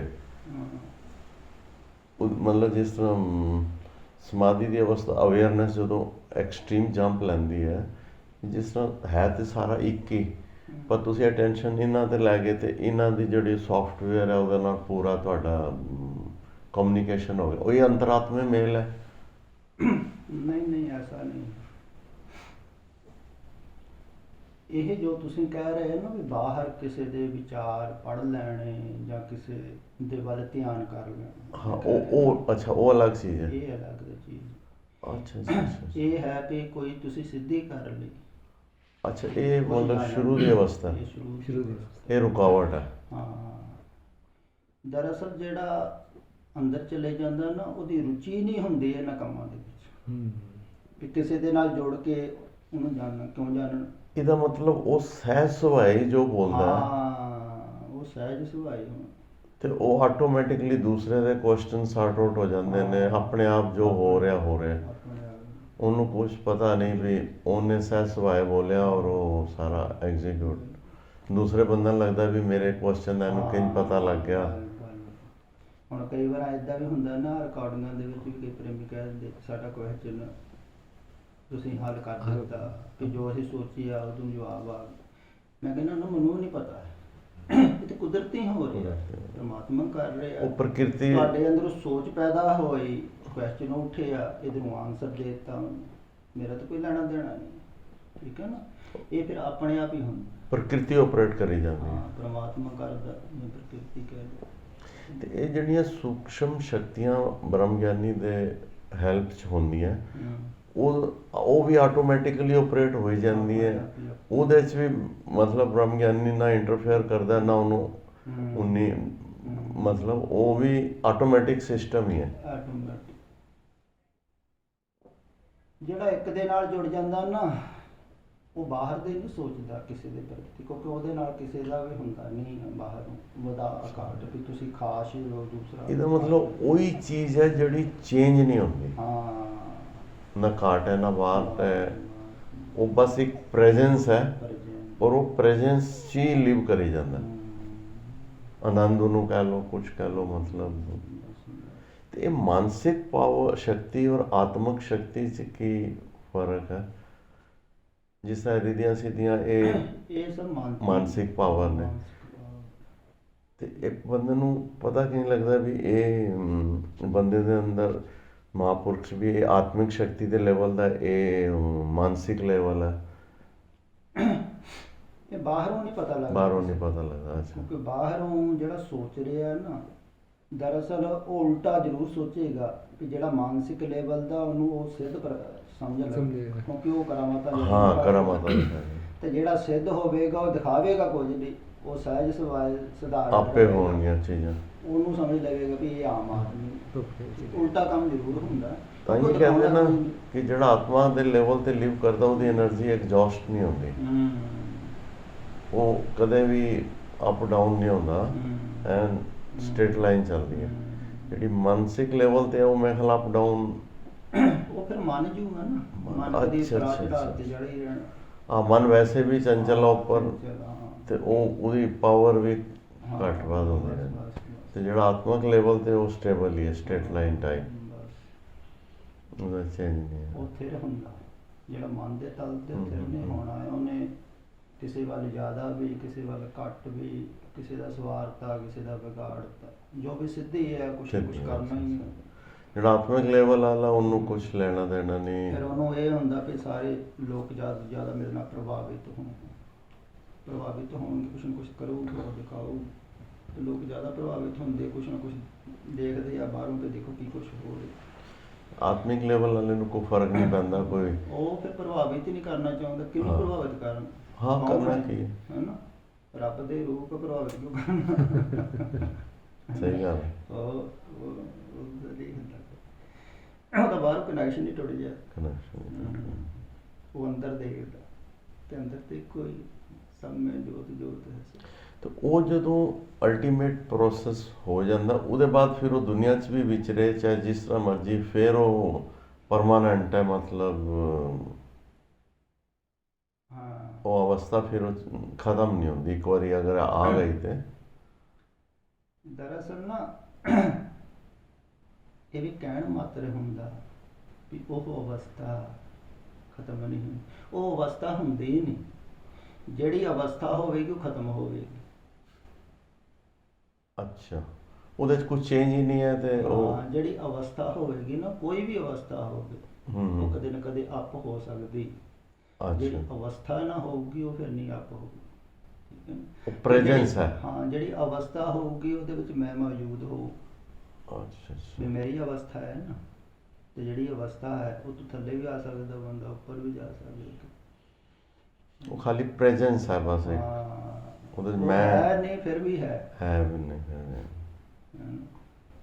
ਦੇਖਦਾ ਹੈ, ਪਰ ਉਹ ਜਾਣਦਾ ਵੀ ਹੈ ਨਹੀਂ, ਪਰ ਲੋਕ ਤਾਂ ਦੇਖਦੇ ਹੀ ਆ।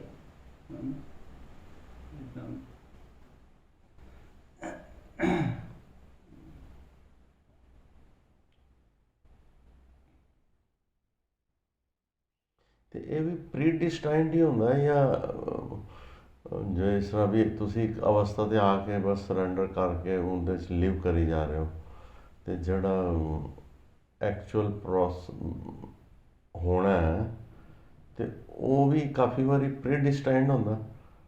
ਜਿਸ ਤਰ੍ਹਾਂ ਕਹਿੰਦੇ ਨਾ ਪੂਰਵ ਜਨਮ ਅੰਕਰਿਤ ਜਪ ਪ੍ਰਗਟੇ, ਤੇ ਉਹਦੇ 'ਚ ਵੀ ਜਿਸ ਤਰ੍ਹਾਂ ਪੂਰਵ ਜਨਮ ਦਾ ਲਿਖਿਆ ਵੀ ਤੁਹਾਨੂੰ ਐਨਲਾਈਟਨਮੈਂਟ ਹੋਣੀ ਹੈ ਤੇ ਹੋਣੀ ਹੈ, ਜੇ ਨਹੀਂ ਲਿਖਿਆ ਤੇ ਨਹੀਂ ਹੋਣੀ, ਜਾਂ ਇਹਦੇ ਵਿੱਚ ਕੋਈ ਐਸਾ ਨਹੀਂ ਜਿਹੜਾ ਵੀ ਚੱਲੇ ਉਸ ਸਟੇਜ 'ਤੇ ਪਹੁੰਚ ਸਕਦਾ। ਕਈ ਕਹਿੰਦੇ ਨਾ ਵੀ ਇਹਦੇ ਪਿਛਲੇ ਜਨਮਾਂ ਦੀ ਭਗਤੀ ਬਹੁਤ ਹੈ। ਇਹ ਸਾਰੀਆਂ ਚੀਜ਼ਾਂ ਮਿਲ ਜਾਂਦੀਆਂ, ਪਿਛਲੇ ਜਨਮ ਦਾ ਵੀ ਹੁੰਦੇ ਸੰਸਕਾਰ ਥੋੜੇ ਜਿਹੇ, ਠੀਕ ਹੈ ਨਾ, ਕਿਉਂਕਿ ਉਧਰ ਚੱਲ ਰਿਹਾ ਹੁੰਦਾ। ਅੱਛਾ, ਕੁਛ ਇੱਧਰ ਵੀ ਉਹਨੂੰ ਮੌਕਾ ਮਿਲ ਜਾਂਦਾ, ਜਾਂ ਸਤਸੰਗ ਮਿਲ ਜਾਂਦਾ, ਠੀਕ ਹੈ ਨਾ, ਅਵਸਰ ਮਿਲ ਜਾਂਦਾ, ਚੀਜ਼ਾਂ ਇਕੱਠੀਆਂ ਹੁੰਦੀਆਂ ਰਹਿੰਦੀਆਂ ਆਪਣੇ ਆਪ, ਉਹਦੇ ਭਾਵ ਦੁਆਰਾ ਸਾਰਾ ਕੁਝ ਹੁੰਦਾ, ਕੁਦਰਤੀ ਤੋਂ ਸਾਰਾ ਕੁਝ ਇਕੱਠਾ ਹੁੰਦਾ ਜਾਂਦਾ, ਉਹਨੂੰ ਮਿਲਾਉਂਦਾ ਜਾਂਦਾ, ਆਪਣੇ ਆਪ ਹੀ ਮੇਲ ਹੁੰਦੇ ਜਾਂਦਾ, ਕੁਦਰਤੀ ਹੁੰਦਾ। ਜਿਹਨੂੰ ਮਿਲਾਉਣਾ ਪਰਮਾਤਮਾ ਨੇ ਮਿਲਾ ਦਿੰਦਾ। ਤੇ ਪਿਛਲੇ ਜਨਮ ਦੇ ਵੀ ਉਹ ਤਿਆਰੀ ਤੇ ਚੱਲ ਹੀ ਰਹੀ ਹੁੰਦੀ, ਕੋਸ਼ਿਸ਼ ਤੇ ਕਰ ਰਿਹਾ ਹੁੰਦਾ। ਹੁਣ ਕੋਸ਼ਿਸ਼ ਕਰਦੇ ਕਰਦੇ ਮੌਤ ਹੋ ਗਈ ਹੈ, ਨਹੀਂ ਪ੍ਰਾਪਤ ਕਰ ਸਕਿਆ, ਫਿਰ ਅਗਲੇ ਅਵਸਰ ਮਿਲ ਜਾਣ। ਅੱਛਾ, ਉਹ ਕੰਟੀਨਿਊਟੀ ਹਾਂ, continuity ਅੱਗੇ ਮਿਲ ਜਾਣ।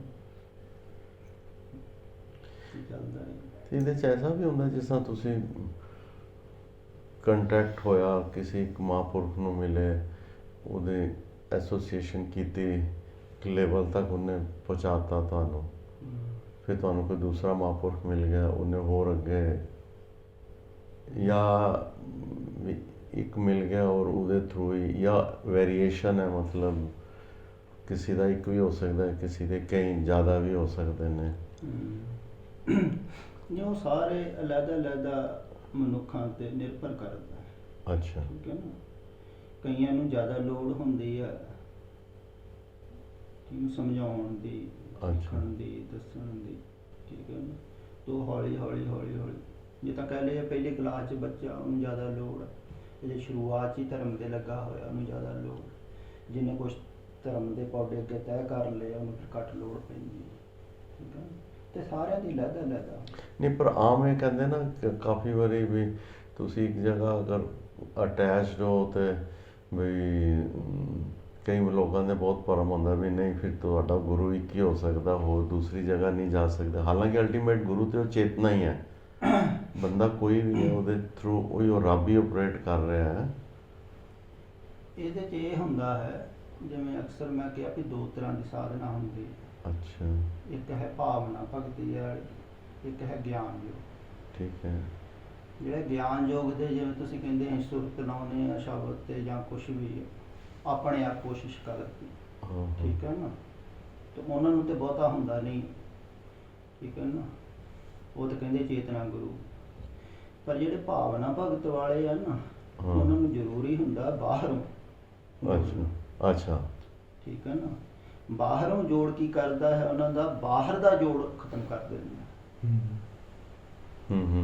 ਜੋੜੇ ਵੀ ਵਾਸਤਵਿਕ ਨਹੀਂ ਹੈ, ਪਰ ਬਾਹਰਲਾ ਜੋੜ ਜਿਹੜਾ ਹੈ ਨਾ, ਉਹ ਬਾਹਰਲਾ ਸਬਸਟੀਟਿਊਟ ਹੋ ਜਾਂਦਾ। ਜਦੋਂ ਬਾਹਰਲਾ ਜੋੜ ਖਤਮ ਹੋ ਗਿਆ, ਫਿਰ ਇਹ ਵੀ ਜੋੜ ਖਤਮ ਕਰ, ਅਲਟੀਮੇਟਲੀ ਇਹ ਵੀ ਖਤਮ ਹੋ ਹਾਂ, ਅਲਟੀਮੇਟਲੀ ਖਤਮ ਹੋਣਾ ਹੈ, ਕਿਉਂਕਿ ਇਹ ਵੀ ਬਾਹਰ ਹੀ ਹੈ। ਠੀਕ ਹੈ ਨਾ, ਤੇ ਉਹ ਹੀ ਕਰ ਸਕਦਾ ਜਿਹੜਾ ਅੰਤਰਮੁਖ ਹੋ। ਤੇ ਬਾਹਰ ਹੀ ਲੋਕ ਜੁੜੇ ਰਹਿੰਦੇ ਸਾਧੂ ਮਹਾਤਮਾ ਨੂੰ। ਹਾਂ, ਮੈਂ ਜੀ ਬਾਹਰੋਂ ਪੂਜਾ ਕਰਦੇ ਰਹਿੰਦੇ, ਫਿਰ ਮਰਨ ਤੋਂ ਬਾਅਦ ਉਹ ਹੀ ਜਗ੍ਹਾ ਨੂੰ ਪੂਜਦੇ ਰਹਿੰਦੇ। ਕਿਉਂਕਿ ਉਹਨਾਂ ਨੂੰ ਦੱਸਿਆ ਨਹੀਂ ਨਾ ਜਾਂਦਾ ਵੀ ਬਾਹਰ ਹੈ। ਇੱਦਾਂ ਇੱਕ ਵਾਰੀ ਬੜਾ ਮਜ਼ੇਦਾਰ ਕਿੱਸਾ ਸੀ, ਵਰਿੰਦਾਵਨ ਗਏ ਤੇ ਉੱਥੇ ਇੱਕ ਕ੍ਰਿਸ਼ਨ ਭਗਤ ਸੀ, ਉਹ 10-15 ਸਾਲ ਨਾ ਰੋਜ਼ ਕਈ ਘੰਟੇ ਮੂਰਤੀ ਦੀ ਪੂਜਾ ਕਰਦਾ ਰਿਹਾ। ਉਹਨੂੰ ਅੰਦਰੋਂ ਫੀਲਿੰਗ ਆਈ, ਯਾਰ ਹੁਣ ਮੈਂ ਮੂਰਤੀ ਨੂੰ ਛੱਡ ਕੇ ਨਾ ਥੋੜਾ ਸੂਖਸ਼ਮ ਹੋਵਾਂ, ਤੇ ਉਹਨੇ ਮੂਰਤੀ ਕਿਸੇ ਚੇਲੇ ਨੂੰ ਦੇ ਦਿੱਤੀ ਵੀ ਤੂੰ ਸੰਭਾਲ ਲੈ। ਉਹ 2-4 ਦਿਨ 'ਚ ਉਹਦੀ ਇੰਨੀ ਬੁਰੀ ਹਾਲਤ ਹੋ ਗਈ, ਉਹਨੂੰ ਲੱਗਾ ਵੀ ਜਿਸ ਤਰ੍ਹਾਂ ਮੇਰੀ ਕੋਈ ਅੰਦਰੋਂ ਪ੍ਰਾਣ ਕੱਢ ਕੇ ਲੈ ਗਿਆ।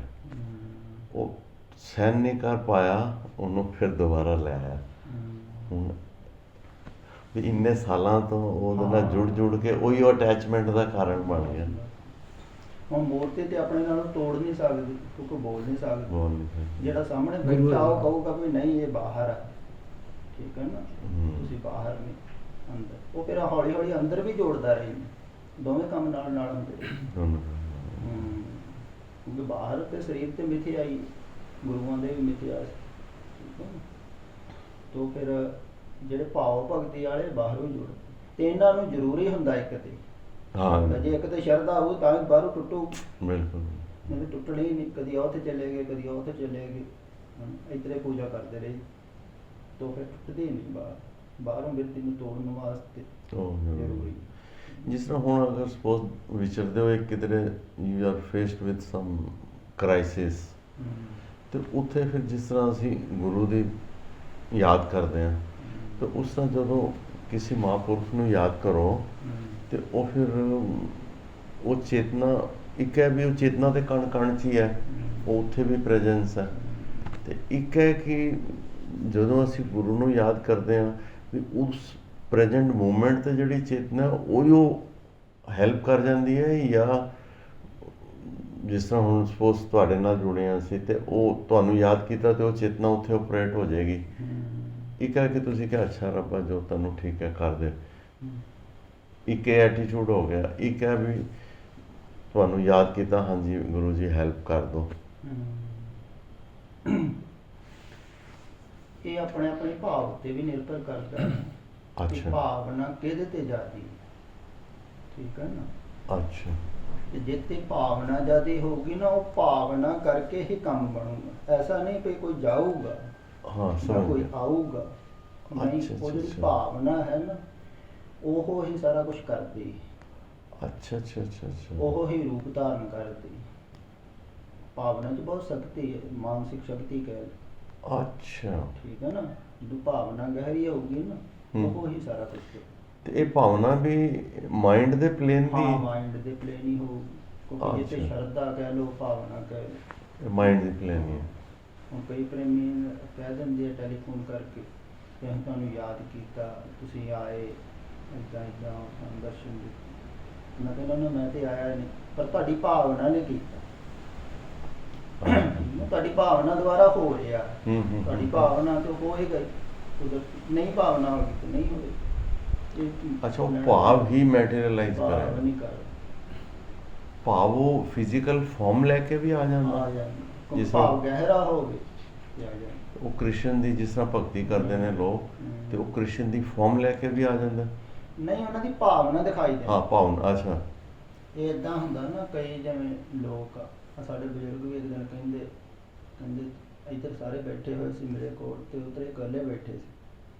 ਕਹਿੰਦੇ ਮੈਂ ਕਿ ਚਿੱਟੇ ਕੱਪੜਿਆਂ ਦੇ ਵਿੱਚ ਨਾ ਸਾਧ ਵੀ ਇੱਧਰ ਦੀ ਗੁਜ਼ਰੀ, ਇਹ ਤੈਨੂੰ ਤੁਹਾਡੇ ਵੱਲ ਨੂੰ ਜਾਂਦੀ ਆ, ਮੈਨੂੰ ਨਜ਼ਰ ਆਏ। ਇੱਕ ਦਿਨ ਕਹਿੰਦੇ ਸਾਧੂ ਨਜ਼ਰ ਆਏ, ਤੋ ਦੂਸਰੇ ਨੂੰ ਥੋੜੀ ਆ ਰਹੇ ਉਹਨਾਂ ਨੂੰ।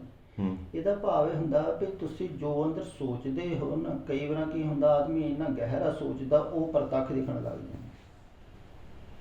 ਉਹਦਾ ਭਾਵ ਜਿਹੜਾ ਬਾਹਰ ਪ੍ਰਗਟ ਹੋ ਜਾਂਦਾ। ਆ ਜਿਹੜੀ ਤਸਵੀਰ ਅੱਖ ਤੇ ਬਣ ਰਹੀ ਹੈ ਨਾ, ਉਹ ਬਾਹਰ ਦਿਖਣ ਲੱਗ ਜਾਂਦੀ। ਅੱਛਾ, ਉਹ ਵੀ ਬਾਹਰ ਨਜ਼ਰ ਆ ਜਾਂਦਾ। ਉਹਨੂੰ ਹੀ ਨਜ਼ਰ ਆਵੇਗੀ, ਦੂਸਰੇ ਨੂੰ ਨਹੀਂ ਆਵੇਗੀ। ਭਾਵੇਂ ਹਜ਼ਾਰਾਂ ਹੀ ਪੜੇ ਜਾਣ। ਪਰ ਉਹ ਜਿਹੜੀ ਚੀਜ਼ ਨਜ਼ਰ ਆਉਂਦੀ, ਉਹ ਫਿਜ਼ੀਕਲ ਐਕਸ਼ਨ ਵੀ ਕਰ ਸਕਦੀ ਹੈ। ਜਿਸ ਤਰ੍ਹਾਂ ਮੇਰਾ ਇੱਕ ਦੋਸਤ ਸੀ, ਉਹ ਮਾਂ ਦੀ ਭਗਤੀ ਕਰਦਾ ਸੀ, ਤੇ ਜਦੋਂ ਵੱਧ ਗਈ ਤੇ ਇੱਕ ਸਟੇਜ ਤੇ ਉਹ ਕਹਿੰਦਾ ਯਾਰ ਮਾਂ ਆ ਕੇ ਨਾ ਬੈਠ ਜਾਂਦੀ ਹੈ।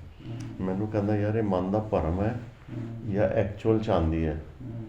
ਮੈਂ ਕਿਹਾ ਤੂੰ ਗੱਲਬਾਤ ਕਰਕੇ ਦੇਖ ਕੀ ਤੁਹਾਨੂੰ ਲੱਗਦਾ। ਫਿਰ ਥੋੜ੍ਹੇ ਦਿਨਾਂ ਬਾਅਦ ਉਹ ਆਇਆ, ਕਹਿੰਦਾ ਯਾਰ ਬੜਾ ਅਜੀਬ ਜਿਹਾ ਕਿੱਸਾ ਹੋਇਆ। ਮੈਂ ਕੀ ਕਹਿੰਦਾ, ਮੈਂ ਸੁੱਤਾ ਸੀ, नींद खुली तो वो देवी नज़र आ गई। कहती आपको प्यास लगी है? गई फ्रिज खोल के बॉटल काट के ले आई, कहते लो पानी पी लो। ਤੇ ਮੈਂ ਉਹ ਚੀਜ਼ ਨੂੰ ਇੰਟਰਪ੍ਰੀਟ ਨਹੀਂ ਕਰ ਪਾਇਆ ਵੀ ਐਕਚੁਅਲ 'ਚ ਵੀ ਇੰਝ ਹੋ ਸਕਦਾ।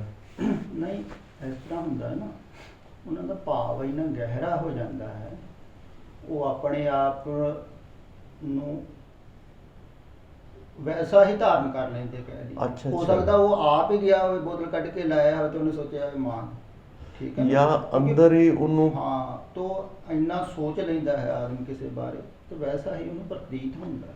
ਜਾਂ ਫਿਰ ਅੰਦਰ ਸੂਖਸ਼ਮ ਲੈਵਲ ਤੇ ਪਿਆਸ ਲੱਗੀ ਹੈ ਤੇ ਇਮੇਜਿਨੇਸ਼ਨ 'ਚ ਉਹ ਦੇਵੀ ਨੇ ਆ ਕੇ ਪਿਲਾਤਾ, ਪਾਣੀ ਪਿਲਾਤਾ, ਉਹਨੇ ਪਾਣੀ ਪੀ ਲਿਆ। ਐਸਾ ਵੀ। ਇਸ ਤਰ੍ਹਾਂ ਹੁਣ ਇੱਕ ਜਿਹੜਾ ਕਿੱਸਾ ਸੁਣਿਆ ਸੀ ਕਿ ਰਿਸ਼ੀਕੇਸ਼ ਕੋਈ ਨਾ ਜੰਗਲ 'ਚ ਘੁੰਮ ਗਏ, ਰਾਤ ਦਾ ਟਾਈਮ ਸੀ, ਤੇ ਉਹਨਾਂ ਅਰਦਾਸ ਕੀਤੀ ਰੱਬਾ ਕੋਈ ਆਸ਼ਰਮ ਲੱਭ ਜਾਏ ਕੋਈ, ਤੇ ਉਹ ਕਹਿੰਦੇ ਸਡਨਲੀ ਉਹਨਾਂ ਨੂੰ ਆਸ਼ਰਮ ਮਿਲ ਗਿਆ, ਤੇ ਉੱਥੇ ਉਹ ਰਹਿ ਗਏ। ਉੱਥੇ ਰਿਸ਼ੀ ਹੋਰ ਬੰਦੇ ਰਹਿ ਰਹੇ ਨੇ, ਗੁਰੂ ਜੀ ਨੇ, ਤੇ ਉਹ ਜਦੋਂ ਰਹੇ ਤਾਂ ਉਸ ਤੋਂ ਬਾਅਦ ਕਹਿੰਦੇ ਹੁਣ ਜਾਣਾ ਹੈ। ਤੇ ਗੁਰੂ ਜੀ ਕਹਿੰਦੇ ਅੱਛਾ ਅੱਖਾਂ ਬੰਦ ਕਰੋ, ਤੇ ਕਿੱਥੇ ਜਾਣਾ ਉਹਨਾਂ ਪੁੱਛਿਆ। ਉਹਨਾਂ ਕਿਹਾ ਅੱਖਾਂ ਖੋਲੋ। ਕਹਿੰਦੇ ਜਦੋਂ ਅੱਖਾਂ ਖੋਲੀਆਂ ਤੇ ਅਸੀਂ ਉੱਥੇ ਪਹੁੰਚ ਗਏ ਜਿੱਥੇ ਜਾਣਾ ਸੀ। ਤੇ ਕਹਿੰਦੇ ਉਸ ਤੋਂ ਬਾਅਦ ਸਾਡੇ ਮਾਨ 'ਚ ਆਇਆ ਵੀ ਆਸ਼ਰਮ ਦੇਖੀਏ ਤਾਂ ਸਹੀ ਕਿਹੜਾ। ਉਹ ਰਿਸ਼ੀਕੇਸ਼ ਗਏ, ਸਾਰੇ ਜੰਗਲ ਉਹ ਏਰੀਆ ਪੂਰਾ ਢੂੰਡ ਮਾਰਿਆ, ਕਿਧਰੇ ਕੋਈ ਆਸ਼ਰਮ ਨਹੀਂ, ਕੁਛ ਲੈਣਾ ਦੇਣਾ ਨਹੀਂ। ਇਹ ਮਨ ਦੇ ਵਿੱਚ ਹੀ ਉਹ ਸਾਰਾ ਸੀਨ ਕ੍ਰੀਏਟ ਹੋਇਆ, ਇਹੀ ਮਾਇਆ ਹੈ। ਅੱਛਾ ਅੱਛਾ, ਮਨ ਨੇ ਉਹ ਸ਼ਕਤੀ ਨਹੀਂ, ਉਹ ਫਾਰਮ ਲੈ ਕੇ। दरअसल जो आदमी देख भी रहा है ना आहा बाहर स्थूल जगत ये इतना ज्यादा स्थूल भी नहीं है। हाँ ठीक है, ठीक है ना। हाँ बिल्कुल, ਉਹਦੇ ਅੰਦਰ ਵੀ ਪੂਰੀ ਐਕਟੀਵਿਟੀ, ਇਲੈਕਟ੍ਰੋਨ ਪ੍ਰੋਟੋਨ ਵਾਈਬ੍ਰੇਟ ਕਰ ਰਹੇ ਹਨ, ਸਾਰਾ ਕੁਝ ਹੀ ਚੱਲ ਰਿਹਾ ਹੈ। ਤੇ ਜਦੋਂ ਆਦਮੀ ਦਾ ਮਨ ਕੁਝ ਵੀ ਸੋਚਦਾ ਹੈ ਜਾਂ ਕਰਦਾ ਹੈ, ਜਿਵੇਂ ਆਪਾਂ ਪੁਰਾਣੇ ਸਮਿਆਂ 'ਚ ਤੁਸੀਂ ਸੁਣਿਆ ਹੋਵੇਗਾ ਵੀ ਜਿਵੇਂ ਆ ਰਿੱਧੀਆਂ ਸਿੱਧੀਆਂ ਕਰਨ ਵਾਲੇ, ਹਾਂ ਹਾਂ ਹਾਂ ਠੀਕ ਹੈ ਹਾਂ ਨਾ, ਇਹ ਬਹੁਤ ਕੁਝ ਕਰ ਲੈਂਦੇ ਸੀ, ਠੀਕ ਹੈ ਨਾ, ਮਨ ਨਾਲ ਸੋਚ ਕੇ ਹਵਾ 'ਚ ਵੀ ਉੱਡ ਲੈਂਦੇ। ਹਾਂ ਹਾਂ ਹਾਂ ਪਾਣੀ ਤੇ ਵੀ ਚੱਲ ਬਿਲਕੁਲ, ਲੈਂਦੇ। ਜਿਵੇਂ ਗੁਰੂ ਨਾਨਕ ਦੇਵ ਜੀ ਦੀਆਂ ਆਉਂਦੀਆਂ ਵੀ ਉਹ ਅੱਖਾਂ ਬੰਦ ਕਰਕੇ ਉੱਥੇ ਪਹੁੰਚ ਜਾਂਦੇ ਸੀ। ਹਾਂ, ਤੇ ਉਹ ਪਾਣੀ ਤੇ ਵੀ ਚੱਲ ਲੈਂਦੇ ਜੀ, ਹਾਂ, ਹਾਂ, ਸਿਰ ਦੇ ਹਾਂ, ਨਾਲ ਹਾਂ। ਕਰਦੇ ਰਹੇ, ਠੀਕ ਹੈ ਨਾ। ਤੇ ਇਹ ਉਹੋ ਹੀ ਮਾਨਸਿਕ ਪਾਵਰ ਹੈ, ਠੀਕ ਹੈ। ਅੱਛਾ ਹਾਂ, ਜਦੋਂ ਮਨ ਇਕਜੁੱਟ ਹੋ ਕੇ ਕੁਝ ਵੀ ਸੋਚ ਲਵੇ ਨਾ, ਤੇ ਵੈਸਾ ਉਹ ਹੁੰਦਾ। ਉਹ ਫਿਜ਼ੀਕਲ ਲੈਵਲ ਤੇ ਵੀ ਐਕਸ਼ਨ ਹੋ ਜਾਂਦੀ ਹੈ, ਹਾਂ, ਉਹ ਫਿਰ ਜਿਸ ਤਰ੍ਹਾਂ ਰਾਖ ਪ੍ਰਗਟ ਹੋ ਜਾਣੀ, ਜਾਂ ਹੁਣ ਜਿਸ ਤਰ੍ਹਾਂ ਸ਼ਿਵ ਸਾਈਂ ਬਾਬਾ ਦੀ ਮੂਰਤੀ ਸੀ, ਤੇ ਮੈਂ ਦੇਖਣ ਗਿਆ ਕਿਸੇ ਦੇ ਨਾ ਉਹ ਰਾਖ ਆਉਂਦੀ ਸੀ, ਰਾਤ ਦੇ 12-1 ਵਜੇ ਦਾ ਟਾਈਮ ਸੀ, ਉਹਨੇ ਜਦੋਂ ਪੂਜਾ ਸ਼ੁਰੂ ਕੀਤੀ ਤੇ ਉਹ ਆਟੋਮੈਟਿਕਲੀ ਨਾ ਰਾਖ ਦੇ ਕਣ ਆਉਣੇ ਚਾਲੂ ਹੋ ਗਏ, ਔਰ ਕਰਦੇ ਕਰਦੇ ਉਹ ਪੂਰੀ। ਫਿਰ ਇੱਕ ਮੈਨੂੰ ਹੋਰ ਚੇਲਾ ਮਿਲਿਆ, ਉਹਨੇ ਗੱਲ ਸੁਣੀ ਤੇ ਉਹਨੂੰ ਕਿਸੇ ਨੇ ਕਿਹਾ ਘਿਓ ਵੀ ਨਿਕਲਦਾ, ਤੇ ਉਹਨੇ ਜਦੋਂ ਪੂਜਾ ਕਰਨੀ ਸ਼ੁਰੂ ਕੀਤੀ ਤੇ ਉਹ ਐਕਚੁਅਲ 'ਚ ਘਿਓ ਨਿਕਲਣਾ ਚਾਲੂ ਹੋ ਗਿਆ। ਤੇ ਇਹ ਕਿਉਂਕਿ ਹੈ ਤੇ ਸਾਰਾ ਥਾਟ ਦਾ ਹੀ ਮੈਨੀਫੈਸਟੇਸ਼ਨ, ਤੇ ਜੇ ਥਾਟ ਬੜੀ ਇੰਟੈਂਸ ਹੋਏ ਤੇ ਉਹ ਫਿਜ਼ੀਕਲ ਐਕਸ਼ਨ ਵੀ ਕਰ ਦਿੰਦੀ ਹੈ। ਐਕਸ਼ਨ ਕਰ ਕਦੇ ਉੱਡ ਲੈਂਦੇ ਨਾ ਆਕਾਸ਼ 'ਚ, ਉਹ ਫਿਜ਼ੀਕਲੀ ਉੱਡ ਰਹੇ। ਅੱਛਾ ਅੱਛਾ ਪਾਣੀ ਤੇ ਚੱਲ ਰਹੇ। ਮੈਂ ਤੇ ਇੱਕ ਦਿਨ ਆਹ ਦੇਖਿਆ ਸੀ, ਕੋਈ ਜਾਦੂਗਰ ਆ ਵਿਦੇਸ਼ ਦਾ, ਤੇ ਉਹ ਪਾਣੀ ਤੇ ਚੱਲ ਲੈਂਦਾ ਜਾਦੂਗਰ। ਉਹਨੇ ਅੱਛਾ। ਚੱਲਦੇ ਹੋਏ ਵੀਡੀਓ ਜੀ ਦਿਖਾਈ। ਇੱਥੇ ਕਾਂਸ਼ੀ ਆਇਆ, ਉਹਨੇ ਦੀਵੇ ਜਗਾ ਗੰਗਾ ਦੇ ਵਿੱਚ ਨਾ, ਦੀਵੇ ਰੱਖ ਕੇ ਸਾਰੇ ਤੇਲ ਪਾ ਕੇ ਵੱਟੀਆਂ ਰੱਖਦੀਆਂ, ਬਾਹਰ ਖੜਾ ਹੋ ਗਿਆ ਤੇ ਤਾੜੀ ਮਾਰ ਕੇ ਦੀਵੇ ਜਗਾ। ਹੁਣ ਤੇ ਦੇਖੋ ਹੁਣ ਦੀਵੇ ਕਿਵੇਂ ਜਗ ਜਾਣਗੇ। ਨਾਲੇ ਉਹ ਕਹਿੰਦਾ ਮੈਂ ਕੋਈ ਸਾਧੂ ਨਹੀਂ, ਸੰਨਿਆਸੀ, ਠੀਕ ਹੈ ਨਾ, ਪਰ ਉਹਦੇ ਕੋਲ ਇੱਕ ਪਾਵਰ ਆ। ਅੱਛਾ, ਉਹ ਮਤਲਬ ਕੋਈ ਮਾਨਸਿਕ ਪਾਵਰ ਦੇ ਥਰੂ, ਉਹਦੇ ਥਰੂ ਹੁੰਦਾ ਸਾਰਾ ਕੁਝ, ਠੀਕ ਹੈ। ਮਨ 'ਚ ਬਹੁਤ ਪਾਵਰ ਹੈ। ਅੱਛਾ ਅੱਛਾ, ਉਹ ਫਿਜ਼ੀਕਲ ਵੀ ਕ੍ਰੀਏਟ ਕਰ ਸਕਦੇ। ਜਿਸ ਤਰ੍ਹਾਂ ਆਨੰਦ ਸਿੰਘ ਜੀ ਭੋਗ ਲਾਉਣ ਆਉਂਦੇ ਸੀ ਤੇ ਉਹ ਪ੍ਰਸ਼ਾਦ ਵਿੱਚੋਂ ਉਹ ਥਾਟ ਪਾਵਰ ਹੀ ਮੈਟਰੀਅਲਾਈਜ਼ ਹੁੰਦੀ, ਭਾਵ ਦੀ ਪਾਵਰ ਹੈ ਉਹ। ਭਾਵ ਦੀ ਪਾਵਰ ਕਹਿ ਲਓ, ਥਾਟ ਦੀ ਪਾਵਰ ਕਹਿ ਲਓ। ਉਹ ਹੁੰਦਾ ਉਦੋਂ ਹੀ ਹੈ ਜਦੋਂ ਇਕਾਗਰ ਹੋਵੇ ਮਨ। ਇਕਾਗਰਤਾ ਦੀ ਐਕਸਟ੍ਰੀਮ ਡਿਗਰੀ ਹੋ। ਜਦੋਂ ਇਕਾਗਰ ਹੋ ਕੇ ਕਿਸੇ ਚੀਜ਼ ਤੇ ਫੋਕਸ ਕਰਦਾ ਹੈ ਨਾ, ਉਦੋਂ ਫਿਰ ਉਹ ਘਟਨਾ ਘਟਦੀ। ਉਦਾਤਮਕ ਪਲੇਨ ਨਾਲ ਕੋਈ ਲੈਣਾ ਦੇ। ਜਿਵੇਂ ਕੋਈ ਅੰਗਾਰਿਆਂ ਤੇ ਤੁਰ ਲੈਂਦੇ। ਹਾਂ ਹਾਂ ਹੁਣ ਭਾਵਨਾ ਵੀ ਮੈਨੂੰ ਨਹੀਂ ਸਾੜੇਗਾ, ਮੇਰੇ ਗੁਰੂ ਦੀ ਕਿਰਪਾ ਮੇਰੇ ਨਾਲ, ਮੇਰਾ ਗੁਰੂ ਮੈਨੂੰ ਬਚਾਊਗਾ, ਨਹੀਂ ਸੜ ਸਕਦਾ ਮੈਂ, तो नहीं सड़ेगा अगर 100% होगी। फेथ और भाव इको चीज होगी, मतलब उसमें फेथ कह लो भाव कह लो, तो फिर चले जाएगा, नहीं सड़ेगा। अगर थोड़ा बहुत रंची को मात्र संदेह होया फिर सड़ेगा, क्योंकि मन टूट गया ना। अच्छा अच्छा इकट्ठा नहीं होया। अच्छा, इसका मतलब अल्टीमेटली फेथ ही, अल्टीमेटली फेथ ही है सारा। अच्छा, ਜਿਹੜਾ ਫੇਥ ਹੈ ਇਹ ਵੀ ਮਾਈਂਡ ਦੀ ਪਲੇਨ ਹੈ ਜਾਂ ਮਾਈਂਡ ਤੋਂ ਉੱਪਰ ਉੱਠ ਜਾਂਦਾ ਜਦੋਂ ਬੰਦਾ ਫੇਰ ਅਟੂਟ ਫੇਥ ਆਉਂਦਾ? ਨਹੀਂ ਹੈ ਤੇ ਮਾਨਸਿਕ ਹੀ ਹੈ। ਅੱਛਾ, ਇਹ ਵੀ ਮਾਨਸਿਕ ਹੈ। ਆਤਮਾ ਤਾਂ ਕੁਝ ਕਰਦੀ ਨਹੀਂ ਨਾ, ਨਹੀਂ ਕੁਝ, ਉਹ ਤਾਂ ਖਾਲੀ ਇੱਕ ਪ੍ਰੈਜ਼ੈਂਸ ਹੈ। ਮਨ ਹੀ ਕਰਦਾ ਸਾਰਾ। ਫੇਥ ਵੀ ਮਾਈਂਡ ਦੀ ਪਲੇਨ ਦੀ ਹੈ, ਕਿਉਂਕਿ ਤਾਂ ਹੀ ਘੱਟ ਵੱਧ ਹੈ, ਮਤਲਬ ਸੇਮ ਨਹੀਂ ਨਾ ਰਹਿੰਦਾ ਫੇਥ ਵੀ।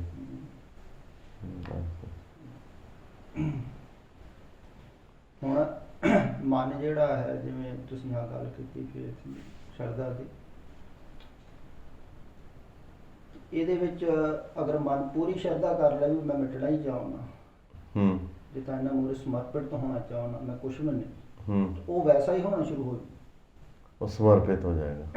ਠੀਕ ਹੈ ਨਾ, ਕਿਉਂਕਿ ਉਹ ਵੀ ਪਾਵਰ ਕੰਮ ਕਰੇਗੀ ਇਸ ਪੱਖ ਦੇ ਵਿੱਚ। ਹਾਂ, ਉਹਨੂੰ ਜਿਸ ਡਾਇਰੈਕਸ਼ਨ 'ਚ ਲਾ ਲਓ, ਬਸ ਜਿਸ ਡਾਇਰੈਕਸ਼ਨ 'ਚ ਲਾ, ਜੇ ਤੁਸੀਂ ਸਰੈਂਡਰ ਦੀ ਡਾਇਰੈਕਸ਼ਨ 'ਚ ਲਾ ਲਿਆ ਤੇ ਟੋਟਲ ਸਰੈਂਡਰ ਹੋ ਜਾਏਗਾ, ਹੋ ਗਿਆ ਤੇ ਉਹ ਫਿਰ ਮਿਟਣਾ ਸ਼ੁਰੂ ਹੋ ਜਾਣਾ। ਇਹਦਾ ਮਤਲਬ ਸਾਇਲੈਂਸ ਦੇ ਵਿੱਚ ਜਦੋਂ ਪ੍ਰਕਾਸ਼ ਆ ਜਾਂਦਾ ਕਈਆਂ ਨੂੰ, ਉਹ ਵੀ ਐਕਚੁਅਲ ਮਾਈਂਡ ਹੀ, ਮਾਈਂਡ ਦੀ ਉਹ ਹੈਗੀ, ਜਿਹੜਾ ਪ੍ਰਕਾਸ਼ ਹੈ ਉਹ ਮਾਈਂਡ ਦੀ ਸਟਲ, ਮਤਲਬ ਉਹ ਐਕਚੁਅਲ ਮਾਈਂਡ ਹੈ, ਉਹ ਪ੍ਰਕਾਸ਼ ਰੂਪ ਹੈ, ਮਤਲਬ ਉਹੀ ਪ੍ਰਾਣਿਕ એનર્ਜੀ ਕਹਿ ਲਓ ਉਹਨੂੰ, ਜਾਂ ਸਰਗੁਣ ਬ੍ਰਹਮ ਵੀ ਉਹੀ ਹੁੰਦਾ ਨਾ, ਸਰਗੁਣ ਬ੍ਰਹਮ ਵੀ ਉਹੀ ਹੈ। ਮਨ ਤੇ ਬਹੁਤ ਕੁਝ ਦਿਖਾ ਦਿੰਦਾ, ਪ੍ਰਕਾਸ਼ ਵੀ ਦਿਖਾ ਦਿੰਦਾ ਹੈ, ਅਨਾਹਦ ਵੀ ਸੁਣਾ ਦਿੰਦਾ, ਜੋ ਤੁਸੀਂ ਚਾਹੋ ਵੈਸਾ ਹੋਣਾ ਸ਼ੁਰੂ ਹੋ ਜਾਂਦਾ। ਨਹੀਂ, ਇੱਕ ਤਾਂ ਹੈ ਨਾ ਵੀ ਐਕਚੁਅਲ ਵੀ ਆਨੰਦ ਹੋ ਗਿਆ, ਵੀ ਜਿਸ ਤਰ੍ਹਾਂ ਤੁਸੀਂ ਸਾਇਲੈਂਸ 'ਚ ਬੈਠੇ ਹੋ, ਤੁਹਾਡੀ ਕੋਈ ਇੱਛਾ ਨਹੀਂ, ਕੁਛ ਨਹੀਂ, ਤੇ ਹੁਣ ਨਾਰਮਲੀ ਕੀ ਹੈ ਕਿ ਤੁਹਾਡੀ ਅਟੈਂਸ਼ਨ ਬਾਹਰ ਘੁੰਮ ਰਹੀ ਹੈ ਅੱਗੇ ਪਿੱਛੇ। ਹੁਣ ਬਾਡੀ ਦੇ ਵਿੱਚ ਜਿਹੜੀ ਹਰਕਤ ਹੋ ਰਹੀ ਹੈ, ਜੋ ਮੂਵਮੈਂਟ ਹੋ ਰਿਹਾ, ਤੇ ਜਦੋਂ ਤੁਸੀਂ ਸਾਇਲੈਂਸ 'ਚ ਜਾਓਗੇ ਤੇ ਉਹ ਤੁਹਾਨੂੰ ਪਰਸੀਵ ਹੋਣਾ ਚਾਲੂ ਹੋ ਜਾਏਗਾ। ਇੱਕ ਦੋਨੋਂ ਪੋਸੀਬਿਲਿਟੀ ਨੇ। ਜਿਹੜਾ ਇਮੈਜੀਨੇਟਿਵ ਬੰਦਾ ਉਹ ਕ੍ਰੀਏਟ ਵੀ ਕਰ ਸਕਦਾ ਆਪਣੀ ਇਮੈਜੀਨੇਸ਼ਨ ਨਾਲ, ਤੇ ਇੱਕ ਐਕਚੁਅਲ 'ਚ ਵੀ ਜਿਹੜੀ ਹੋ ਰਹੀ ਹੈ ਅੰਦਰ ਹੈ ਐਕਚੁਅਲ 'ਚ, ਤੇ ਉਹਨੂੰ ਵੀ ਤੁਸੀਂ ਪਰਸੀਵ ਕਰ ਸਕਦੇ ਹੋ। ਦੋਨੋਂ ਹੀ ਚੀਜ਼ਾਂ ਪੋਸੀਬਿਲਿਟੀ ਨੇ ਨਾ। ਹੋ ਜਾਣਗੇ 4-4 ਐਕਸ਼ਨ, 5-5 ਐਕਸ਼ਨ। ਅੱਛਾ, ਜਿਹੜੀ ਹਿਪਨੋਟਿਕ ਸਟੇਟ ਹੁੰਦੀ ਹੈ, ਜਦੋਂ ਹਿਪਨੋਟਿਜ਼ਮ ਕਰਦੇ ਨੇ ਲੋਕ, ਤੇ ਉਹਦੇ 'ਚ ਸਾਡਾ, ਉਹਦੇ 'ਚ ਵੀ ਬੇਸਿਕਲੀ ਸਬਕੌਂਸ਼ੀਅਸ ਮਾਈਂਡ ਆਪਰੇਟ ਹੋ ਰਿਹਾ। ਉਹ ਵੀ ਤਾਂ ਹੀ ਹੁੰਦਾ ਜੇ ਭਾਵਨਾ ਹੋਵੇ। ਹਾਂ ਠੀਕ ਹੈ, ਪਰ ਜਦੋਂ ਇੱਕ ਵਾਰੀ ਉਹ ਕਨੈਕਸ਼ਨ ਹੋ ਗਿਆ, ਫਿਰ ਤੇ ਮੈਂ ਤਾਂ ਐਸੇ ਕਿਸੇ ਦੇਖਿਆ ਕਿ ਉਹ ਬੰਦੇ ਨੂੰ ਨਾ, ਮੈਂ ਕਿਸੇ ਕੋਲ ਗਿਆ ਤੇ ਉਹ ਕਹਿੰਦਾ ਚੱਲ ਦਿਖਾਉਂਦੇ ਆ, ਉਹਨੇ ਨਾ ਹਿਪਨੋਟਿਕ ਸਟੇਟ, ਕਹਿੰਦਾ ਤੁਹਾਨੂੰ ਮੈਂ ਚਾਕਲੇਟ ਦਿਆਂਗਾ ਖਾਣ ਨੂੰ, ਤੇ ਬੜੀ ਮਿੱਠੀ ਹੋਏਗੀ।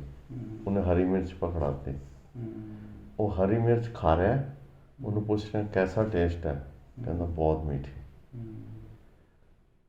ਫਿਰ ਉਹ ਕੀ ਕਰਦਾ, ਉਹਨੂੰ ਕਹਿੰਦਾ ਦੇਖਦਾ ਕਿੰਨੇ ਤੱਕ ਪੜ੍ਹ ਸਕਦਾ, ਜਿਸ ਤਰ੍ਹਾਂ ਇੰਨੇ ਤੱਕ ਉਹ ਨਾਰਮਲੀ ਪੜ੍ਹ ਲੈਂਦਾ, ਤੇ ਫਿਰ ਉਹਨੂੰ ਕਹਿੰਦਾ ਦੇਖ ਤੇਰੀ ਪਾਵਰ ਆਫ ਵਿਜ਼ਨ ਬਹੁਤ ਇੰਪਰੂਵ ਕਰ ਜਾਏਗੀ, ਦੂਰ ਤੱਕ ਤੂੰ ਅਬ ਦੇਖ ਸਕਦਾ।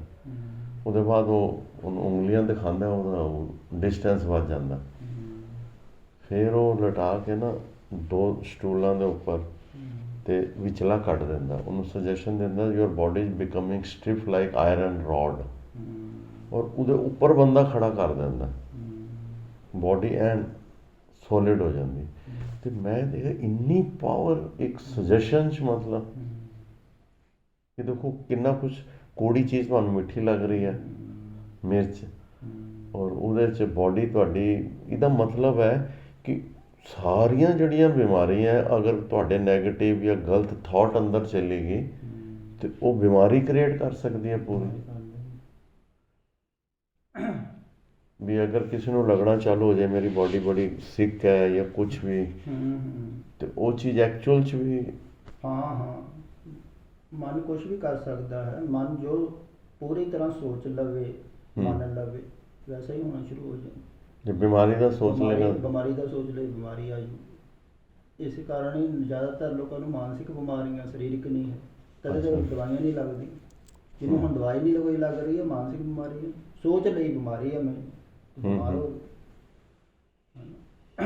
ਬਹੁਤ ਲੋਕ ਇੱਦਾਂ ਵੀ ਬਿਮਾਰ, ਕੋਈ ਥਾਟ ਕੰਮ ਕਰਦਾ, ਜੋ ਵੀ ਤੁਸੀਂ ਸੋਚ ਲਓ ਗਹਿਰੇ ਤੱਕ ਹੋਣਾ ਚਾਹੀਦਾ। ਅੱਛਾ, ਜਿਸ ਤਰ੍ਹਾਂ ਕਈ ਵਾਰੀ ਧਿਆਨ ਲਾਓ ਤੇ ਬੰਦੇ ਦੀ ਨੀਂਦ ਉੜ ਜਾਂਦੀ ਹੈ, ਤੇ ਉਹਦੇ 'ਚ ਫਿਰ ਕੀ ਕਰਨਾ ਚਾਹੀਦਾ ਬੰਦੇ ਨੂੰ? ਨਹੀਂ, ਉਹਦੇ 'ਚ ਮਾੜੀ ਗੱਲ ਨਹੀਂ ਹੈ, ਜੇ ਨੀਂਦ ਉੜ ਜਾਵੇ ਤੇ ਸ਼ਾਂਤੀ ਦੇ ਵਿੱਚ ਉਹ ਰੈਸਟ ਤੇ ਮਿਲਦਾ ਹੀ ਹੈ। ਪਰ ਜਿਸ ਤਰ੍ਹਾਂ ਬਿਲਕੁਲ ਅਗਰ ਨਹੀਂ ਆ ਰਹੀ ਹੈ, ਬਹੁਤ ਘੱਟ ਆ ਰਹੀ ਹੈ, ਤੇ ਫਿਰ ਕਈ ਵਾਰੀ ਬੰਦੇ ਨੂੰ ਬੇਚੈਨੀ ਵੀ ਲੱਗਦੀ ਹੈ। ਨਹੀਂ, ਬੇਚੈਨੀ ਤਾਂ ਹੀ ਲੱਗੇਗੀ ਜੇ ਮਨ ਚੱਲ ਰਿਹਾ ਹੋਵੇਗਾ। ਜੇ ਮਨ ਸ਼ਾਂਤ ਹੋਵੇਗਾ ਤੇ ਫਿਰ ਉਹ ਜਿਹੜੀ ਨੀਂਦ ਦੇ ਕੰਮ ਹੈ ਨਾ, ਹਾਂ, ਉਹ ਮੈਂ ਤੁਹਾਡੀ ਗੱਲ ਸਮਝ ਗਿਆ, ਨੀਂਦ ਦੀ ਰਿਕੁਆਇਰਮੈਂਟ ਘੱਟ ਜਾਂਦੀ ਹੈ। ਇਹ ਨਾ ਕਈ ਵਾਰੀ ਹੁੰਦਾ, ਮੈਨੂੰ ਲੱਗਦਾ ਉਹ ਨਾ ਕਈ ਵਾਰੀ એનર્ਜੀ ਬਲੋਕੇਜ ਹੋ ਜਾਂਦੀ। ਜਿਸ ਤਰ੍ਹਾਂ ਇੱਥੇ ਮੈਂ ਨਾ ਕਈ ਵਾਰੀ ਪਹਿਲੇ ਜਿਸ ਤਰ੍ਹਾਂ ਧਿਆਨ ਲਾਇਆ ਜਾਂ ਵਿਪਸ਼ਨਾ ਕੀਤੀ 5-6 ਦਿਨ, ਉਹ ਨੀਂਦ ਟੋਟਲ ਉੜ ਗਈ।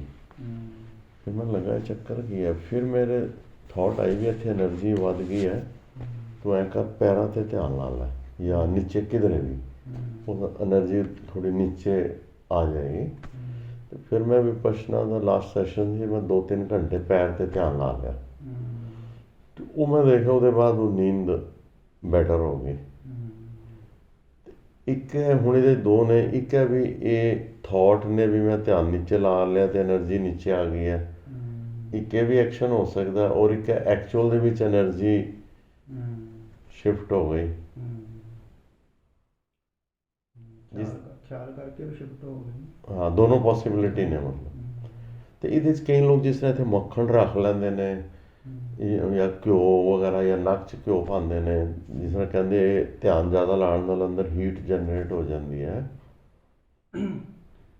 ਨਹੀਂ, ਉਹ ਕੀ ਹੁੰਦਾ ਨਾ, ਜਿਹੜਾ ਧਿਆਨ ਜਿਸ ਤਰ੍ਹਾਂ ਹੁਣ ਲਾਉਂਦੇ ਆ ਕਈ, ਤੇ ਕਈ ਕਹਿੰਦੇ ਵੀ ਸਿਰ ਦੇ ਵਿੱਚ ਬਹੁਤ ਐਨਰਜੀ ਆ ਗਈ, ਕਈਆਂ ਦੇ ਸਿਰ ਦਰਦ ਸ਼ੁਰੂ ਹੋ ਜਾਂਦੇ, ਨੀਂਦ ਨਹੀਂ ਆਉਂਦੀ, ਤੁਸੀਂ ਕਹਿੰਦੇ ਸਿਰ ਦੇ ਵਿੱਚ ਪ੍ਰੈਸ਼ਰ ਵੱਧ ਜਾਂਦਾ। ਬਿਲਕੁਲ ਬਿਲਕੁਲ। ਉਹ ਜ਼ਬਰਦਸਤੀ ਧਿਆਨ ਲਾ ਰਿਹਾ ਹੈ, ਉਹ ਕੋਸ਼ਿਸ਼ ਕਰ ਰਹੇ ਆ ਰੋਕਣ ਦੀ, ਮਨ ਵਿਚਾਰਾਂ ਨੂੰ ਜ਼ਬਰਦਸਤੀ ਫੋਕਸ ਕਰ ਰਹੇ ਧਿਆਨ ਤੇ। ਜੋ ਜ਼ਬਰਦਸਤੀ ਕਰਾਂਗੇ ਘਰਸ਼ਣ ਹੋਊਗੀ, ਜ਼ੋਰ ਲੱਗੂਗਾ, ਸਿਰ ਦਾ ਜ਼ੋਰ ਲੱਗੂਗਾ, ਸਿਰ ਦੇ ਵਿੱਚ ਤਣਾਅ ਹੋਊ, ਪ੍ਰੋਬਲਮਾਂ ਖੜੀਆਂ ਹੋਣ। ਇਸੇ ਕਰਕੇ ਮੈਂ ਕਹਿੰਦਾ ਹੁੰਦਾ ਕਿ ਜ਼ੋਰ ਨਾ ਲਾਓ। ਅੱਛਾ, ਇਹਦੇ 'ਚ ਹੁਣ ਤੁਹਾਨੂੰ ਇਹਦਾ ਇੱਕ, ਮੈਂ ਕਿਧਰੇ ਜਾਂਦਾ ਸੀ ਸਮਾਗਮ 'ਤੇ ਨਾ, ਉੱਥੇ ਮੈਂ ਜਿਸ ਤਰ੍ਹਾਂ ਹੁਣ ਕੀਰਤਨ ਸੁਣ ਰਿਹਾ ਔਰ ਪੂਰਾ ਆਨੰਦ ਹੈ, ਕੋਈ ਜ਼ੋਰ ਨਹੀਂ, ਮਤਲਬ ਮਨ ਬਿਲਕੁਲ ਟਿਕਿਆ ਹੈ। ਔਰ ਜੇ ਮੈਂ ਉੱਠਦਾ ਚੱਲਦਾ ਫਿਰਦਾ ਰਹਾਂਗਾ ਕੋਈ ਪ੍ਰੋਬਲਮ ਨਹੀਂ, ਮਨ 'ਚ ਕੋਈ ਬੇਚੈਨੀ ਵੀ ਨਹੀਂ ਆਏਗੀ, ਮੈਂ ਨਹੀਂ ਵੀ ਸੋਵਾਂਗਾ ਤਾਂ ਕੋਈ ਪ੍ਰੋਬਲਮ ਨਹੀਂ। ਜੇ ਮੈਂ ਲੇਟ ਕੇ ਸੌਣ ਦੀ ਕੋਸ਼ਿਸ਼ ਕਰਾਂਗਾ ਨੀਂਦ ਨਹੀਂ ਆਏਗੀ, ਔਰ ਜੇ ਲੇਟ ਕੇ ਸੌਣ ਦੀ ਕੋਸ਼ਿਸ਼ ਕਰਾਂਗਾ ਤਾਂ ਉਹ ਮਾਈਂਡ ਦੇ ਖਿਆਲ ਜਾਂ ਡ੍ਰੀਮ ਕਹਿ ਲਓ ਜਾਂ ਉਹ ਪ੍ਰੋਸੈਸ ਸਟਾਰਟ ਹੋ ਜਾਏਗਾ। ਔਰ ਹੁਣ ਜਦੋਂ ਮੈਂ ਕੀਰਤਨ ਸੁਣ ਵੀ ਰਿਹਾ ਤਾਂ ਉਹਦੇ 'ਚ ਕੋਈ ਇਹ ਨਹੀਂ ਕਿ ਜ਼ੋਰ ਨਾਲ ਮੈਂ, ਔਰ ਉਹਦੇ 'ਚ ਅੱਛਾ ਵੀ ਲੱਗ ਰਿਹਾ, ਆਨੰਦ ਵੀ ਆ ਰਿਹਾ। ਕੀਰਤਨ ਸੁਣਨ ਤੋਂ ਬਾਅਦ ਵੀ ਮਾਈਂਡ ਪੀਸਫੁਲ ਹੈ, ਰਿਲੈਕਸ ਹੈ, ਕੋਈ ਹਾਰਟ ਨਹੀਂ ਹੈ। ਨਹੀਂ, ਜਿਸ 'ਚ ਰਿਲੈਕਸ ਰਹੇ ਸਹਿਜ, ਕਿਉਂਕਿ ਇਹ ਸਹਿਜ ਮਾਰਗ ਹੈ। ਇਹ ਆਪਾਂ ਜ਼ਬਰਦਸਤੀ ਜਿਹੜਾ ਕਿ ਮਨ ਨੂੰ ਰੋਕ ਨਹੀਂ ਸਕਦੇ। ਇਸੇ ਕਾਰਨ ਹੀ ਮੈਂ ਕਹਿੰਦਾ ਤੁਸੀਂ ਸੰਸਾਰ ਵੱਲੋਂ ਥੋੜ੍ਹਾ ਥੋੜ੍ਹਾ ਧਿਆਨ ਹਟਾਓ। ਕਈ ਕਹਿੰਦੇ ਨਾ ਬੈਠ ਕੇ ਅਸੀਂ ਨਾਮ ਜਪਾਂਗੇ, ਸਾਧਨਾ ਕਰਾਂਗੇ, ਚਿੰਤਨ ਕਰਾਂਗੇ।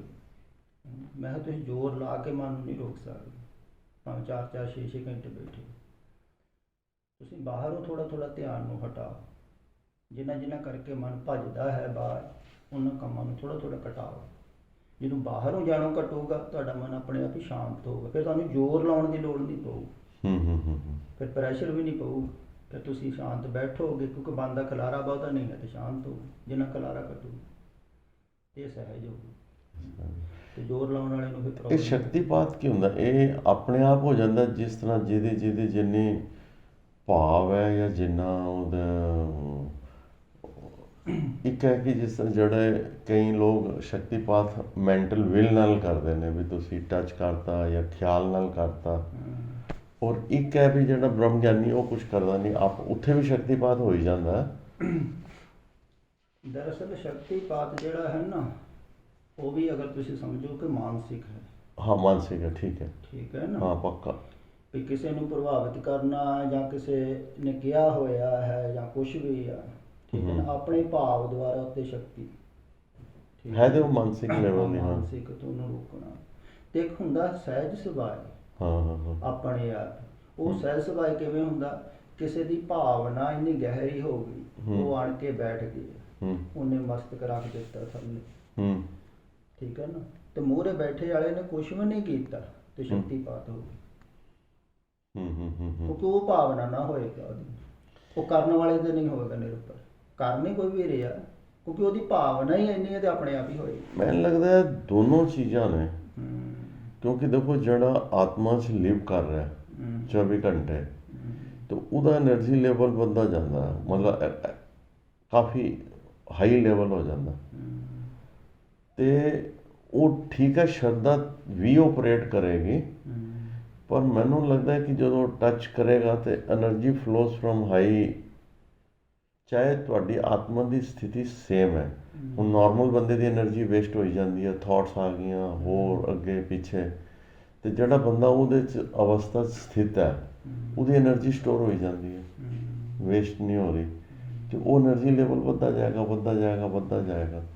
ਹੁਣ ਦੇਖੋ ਜਿਹੜੀ ਸੰਤ ਦੀ ਮਹਿਮਾ ਲਿਖੀ ਹੈ ਬਾਣੀ 'ਚ, ਇਤਨੀ ਤਗੜੀ ਹੈ, ਇਹਦਾ ਮਤਲਬ ਇਹ ਹੈ ਨਾ ਕਿ ਉਹਦਾ એનર્ਜੀ ਲੈਵਲ ਹਾਈ ਹੈ, ਤੇ ਜਦੋਂ ਤੁਸੀਂ ਉਹਦੇ ਨਾਲ ਬੈਠਦੇ ਹੋ ਤੇ ਉਹਦੀ એનર્ਜੀ ਤੁਹਾਡੇ 'ਚ ਟਰਾਂਸਫਰ ਹੋ ਕੇ ਉਹ ਤੁਹਾਡੇ ਮਾਈਂਡ ਨੂੰ ਸਾਇਲੈਂਸ ਕਰ ਦਿੰਦੀ ਹੈ। ਕਿਧਰੇ ਨਾ ਕਿਧਰੇ ਮੈਨੂੰ ਲੱਗਦਾ એનર્ਜੀ ਦਾ ਅਸਰ ਤੇ ਹੁੰਦਾ ਹੋਣਾ। ਨਹੀਂ, ਉਹ ਮੈਂ ਤੁਹਾਨੂੰ ਦੱਸ ਰਿਹਾ ਹਾਂ ਨਾ, ਜਿਹੜਾ ਮਾਨਸਿਕ ਤਲ ਤੇ ਜਿੰਦਾ ਹੈ ਨਾ, ਹਾਂ ਉਹਦਾ ਸਵਾਰਥ ਭਾਵ ਵੀ ਹੁੰਦਾ ਹੈ। ਦੂਸਰਾ ਇਹ ਹੁੰਦਾ ਹੈ ਕਿ ਉਹਦੇ ਚ ਘਾਟਵਾਦ ਵੀ ਹੋਵੇਗਾ, ਕੋਈ ਨੇੜੇ ਆ ਕੋਈ ਦੂਰ ਆ, ਜਾਂ ਕਿਸੇ ਹਾਂ, ਨੂੰ ਬਿਲਕੁਲ ਠੀਕ ਕਰਨਾ ਹੈ। ਕਿਸੇ ਨੂੰ ਨਹੀਂ ਕਰਨਾ, ਜਾਂ ਕੋਈ। ਤੇ ਇੱਕ ਹੁੰਦਾ ਹੈ ਸਹਿਜ ਸੁਭਾਅ, ਜਿਵੇਂ ਮੈਂ ਦੱਸ ਰਿਹਾ। ਠੀਕ ਹੈ। ਉਹ ਸਹਿਜ ਸੁਭਾਅ ਦਾ ਅਰਥ ਇਹ ਹੁੰਦਾ ਹੈ ਕਿ ਜਿਹਦੀ ਭਾਵਨਾ ਹੋਵੇਗੀ ਨਾ, ਉਹਦੇ 'ਚ ਆਪਣੇ ਆਪ ਹੀ ਕੰਮ ਸ਼ੁਰੂ ਹੋ ਜਾਏਗਾ, ਕਰਨਾ ਨਹੀਂ ਪਵੇਗਾ। ਕਰਨ ਵਾਲੇ ਨੂੰ ਕਰਨ ਦੀ ਲੋੜ ਕੁਛ ਨਹੀਂ। ਇਸ ਸਮਝ ਗਿਆ। ਕਰਕੇ ਜਿਹੜਾ ਹਾਂ ਉਹ ਨਹੀਂ ਕਰੇਗਾ, ਠੀਕ ਹੈ, ਉਹ ਮੈਂ ਐਗਰੀ ਕਰ ਰਿਹਾ। ਰਹਿੰਦਾ ਹੈ, ਉਹ ਕਹਿੰਦਾ ਮੈਂ ਕੁਛ ਨਹੀਂ ਕਰਦਾ। ਹਾਂ ਹਾਂ ਹਾਂ ਹਾਂ ਠੀਕ ਹੈ ਨਾ, ਤੇ ਉਹਦੇ ਕੋਲ ਬਹੁਤ ਕੁਝ ਹੁੰਦਾ ਹੈ, ਪਰ ਉਹ ਆਪਣਾ ਸ਼੍ਰੇਅ ਨਹੀਂ ਲੈਂਦਾ ਮੈਂ ਕੁਝ ਕਰ ਰਿਹਾ, ਕਰ ਵੀ ਨਹੀਂ ਰਿਹਾ। ਕਰਨਾ ਕੀ ਹੈ, ਰੱਬ ਕਰ ਰਿਹਾ ਸਾਰਾ ਕੁਝ, ਰੱਬ ਦੇ ਥਰੂ ਹੋ ਰਿਹਾ। ਪਰ ਉਹ ਜਿਹੜਾ ਭਾਵਨਾ ਵਾਲਾ ਹੈ ਨਾ, ਉਹਦੇ ਆਪਣੇ ਆਪ ਹੀ ਹੋਣਾ ਸ਼ੁਰੂ ਹੋ ਜਾਏ। ਹਾਂ, ਸ਼ਕਤੀ ਦਾ ਕੁਦਰਤੀ। ਹਾਂ ਮਤਲਬ ਉਹਦੇ 'ਚ ਫਿਰ ਉਹ ਗੜਬੜ ਨਹੀਂ ਹੁੰਦੀ, ਹਾਂ। ਕਿਉਂਕਿ ਉਹ ਨੇਚਰ ਕਰ ਰਿਹਾ ਆਪਣੇ ਆਪ, ਜਿਹਨੂੰ ਜਿੰਨੀ ਰਿਕੁਆਇਰਮੈਂਟ ਹੈ, ਜਿੰਨਾ ਉਹ। ਆਪਣੇ ਆਪ ਹੀ। ਜਦੋਂ ਤੁਸੀਂ ਮੈਂਟਲ ਲੈਵਲ ਤੇ ਕਰਦੇ ਹੋ, ਹਾਂ ਉਹਦੇ 'ਚ ਜ਼ਿਆਦਾ ਵੀ ਜਾ ਸਕਦੀ ਹੈ, ਗੜਬੜ ਵੀ ਹੋ ਸਕਦੀ ਹੈ। Then you are interfering in divine will, ਤੇ ਉਹਦੇ ਕਈ ਵਾਰੀ ਫਿਰ ਕੌਨਸੈਪਟ। ਉਹ ਤੇ ਸੋਚ ਕੇ ਕਰਨੀ ਪੈਂਦੀ ਆ।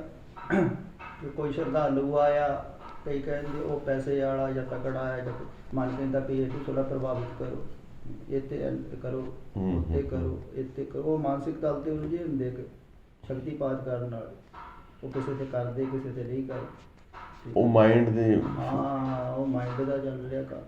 ਕਿਉਂਕਿ ਮਾਈਂਡ 'ਚ ਪਾਵਰ ਹੈਗੀ, ਹਾਂ, ਉਹ ਵਰਤ ਰਿਹਾ। ਉਹ ਵਰਤ ਰਿਹਾ।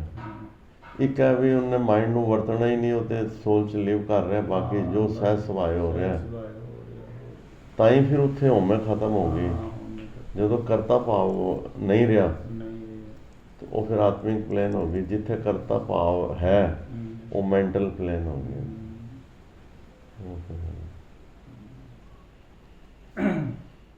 ਪੁਰਾਣੇ ਸਮੇਂ ਜਿਵੇਂ ਤਾਂਤਰਿਕ ਕਰਦੇ ਸੀ, ਠੀਕ ਹੈ ਨਾ, ਕੋਈ ਸਿੱਧੀ ਪ੍ਰਾਪਤ ਕਰ ਲਈ, ਉਹਦੇ ਥਰੂ ਕੋਈ ਕੰਮ ਕਰੇ।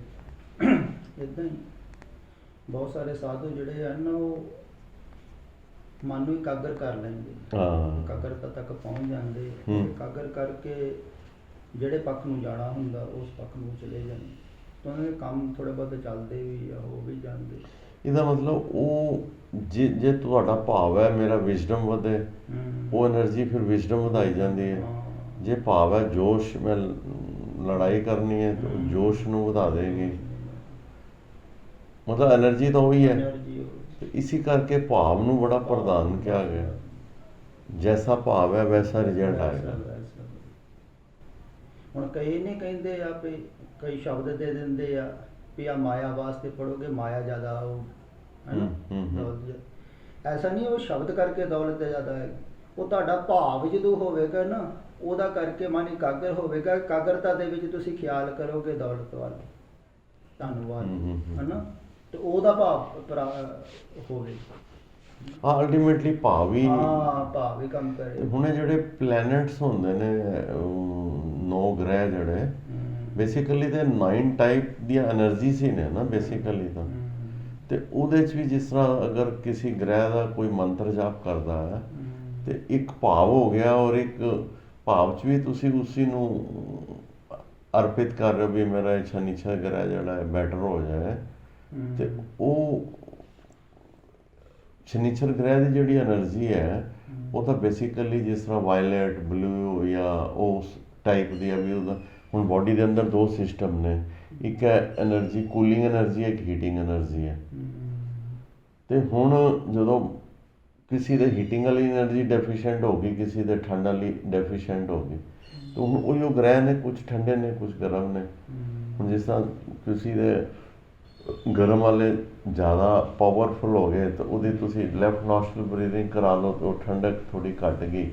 ਤਾਂ ਉਹ ਤਰੀਕੇ ਨੇ ਮੈਨੂੰ ਲੱਗਦਾ ਵੀ ਇਹ એનર્ਜੀਜ਼ ਨੂੰ ਬੋਡੀ ਦੇ ਅੰਦਰ ਬੈਲੈਂਸ ਕਰਨ ਦੇ ਜਿੰਨੇ ਉਪਾਅ ਹੁੰਦੇ ਨੇ, ਐਸਟਰੋਲੋਜੀ ਦੇ ਜਾਂ ਹੋਰ ਵੀ ਮਤਲਬ ਤੇ ਭਾਵ ਦੁਆਰਾ ਹੀ ਕੰਮ ਕਰਦੇ ਜੀ। ਭਾਵ ਦੁਆਰਾ ਹੀ ਕੰਮ ਕਰਦੇ। ਜੈਸਾ ਭਾਵ ਅਲਟੀਮੇਟਲੀ ਸਭ ਚੀਜ਼ ਦਾ ਨਿਚੋੜ ਉਹ ਭਾਵ ਹੀ ਆ ਜਾਂਦਾ। ਇਸੇ ਕਰਕੇ ਆਦਮੀ ਨੂੰ ਮਨੁੱਖ ਕਿਹਾ ਹੈ, ਮਨ ਦੇ ਤਲ ਤੇ ਜੀਣ ਵਾਲਾ, ਤੇ ਮਨ ਦੇ ਤਲ ਤੇ ਬਹੁਤ ਕੁਝ ਕਰ ਰਹੇ ਆ, ਕਰ ਵੀ ਸਕਦੇ ਆ। ਮਾਨਸਿਕ ਪਾਵਰ ਬਹੁਤ।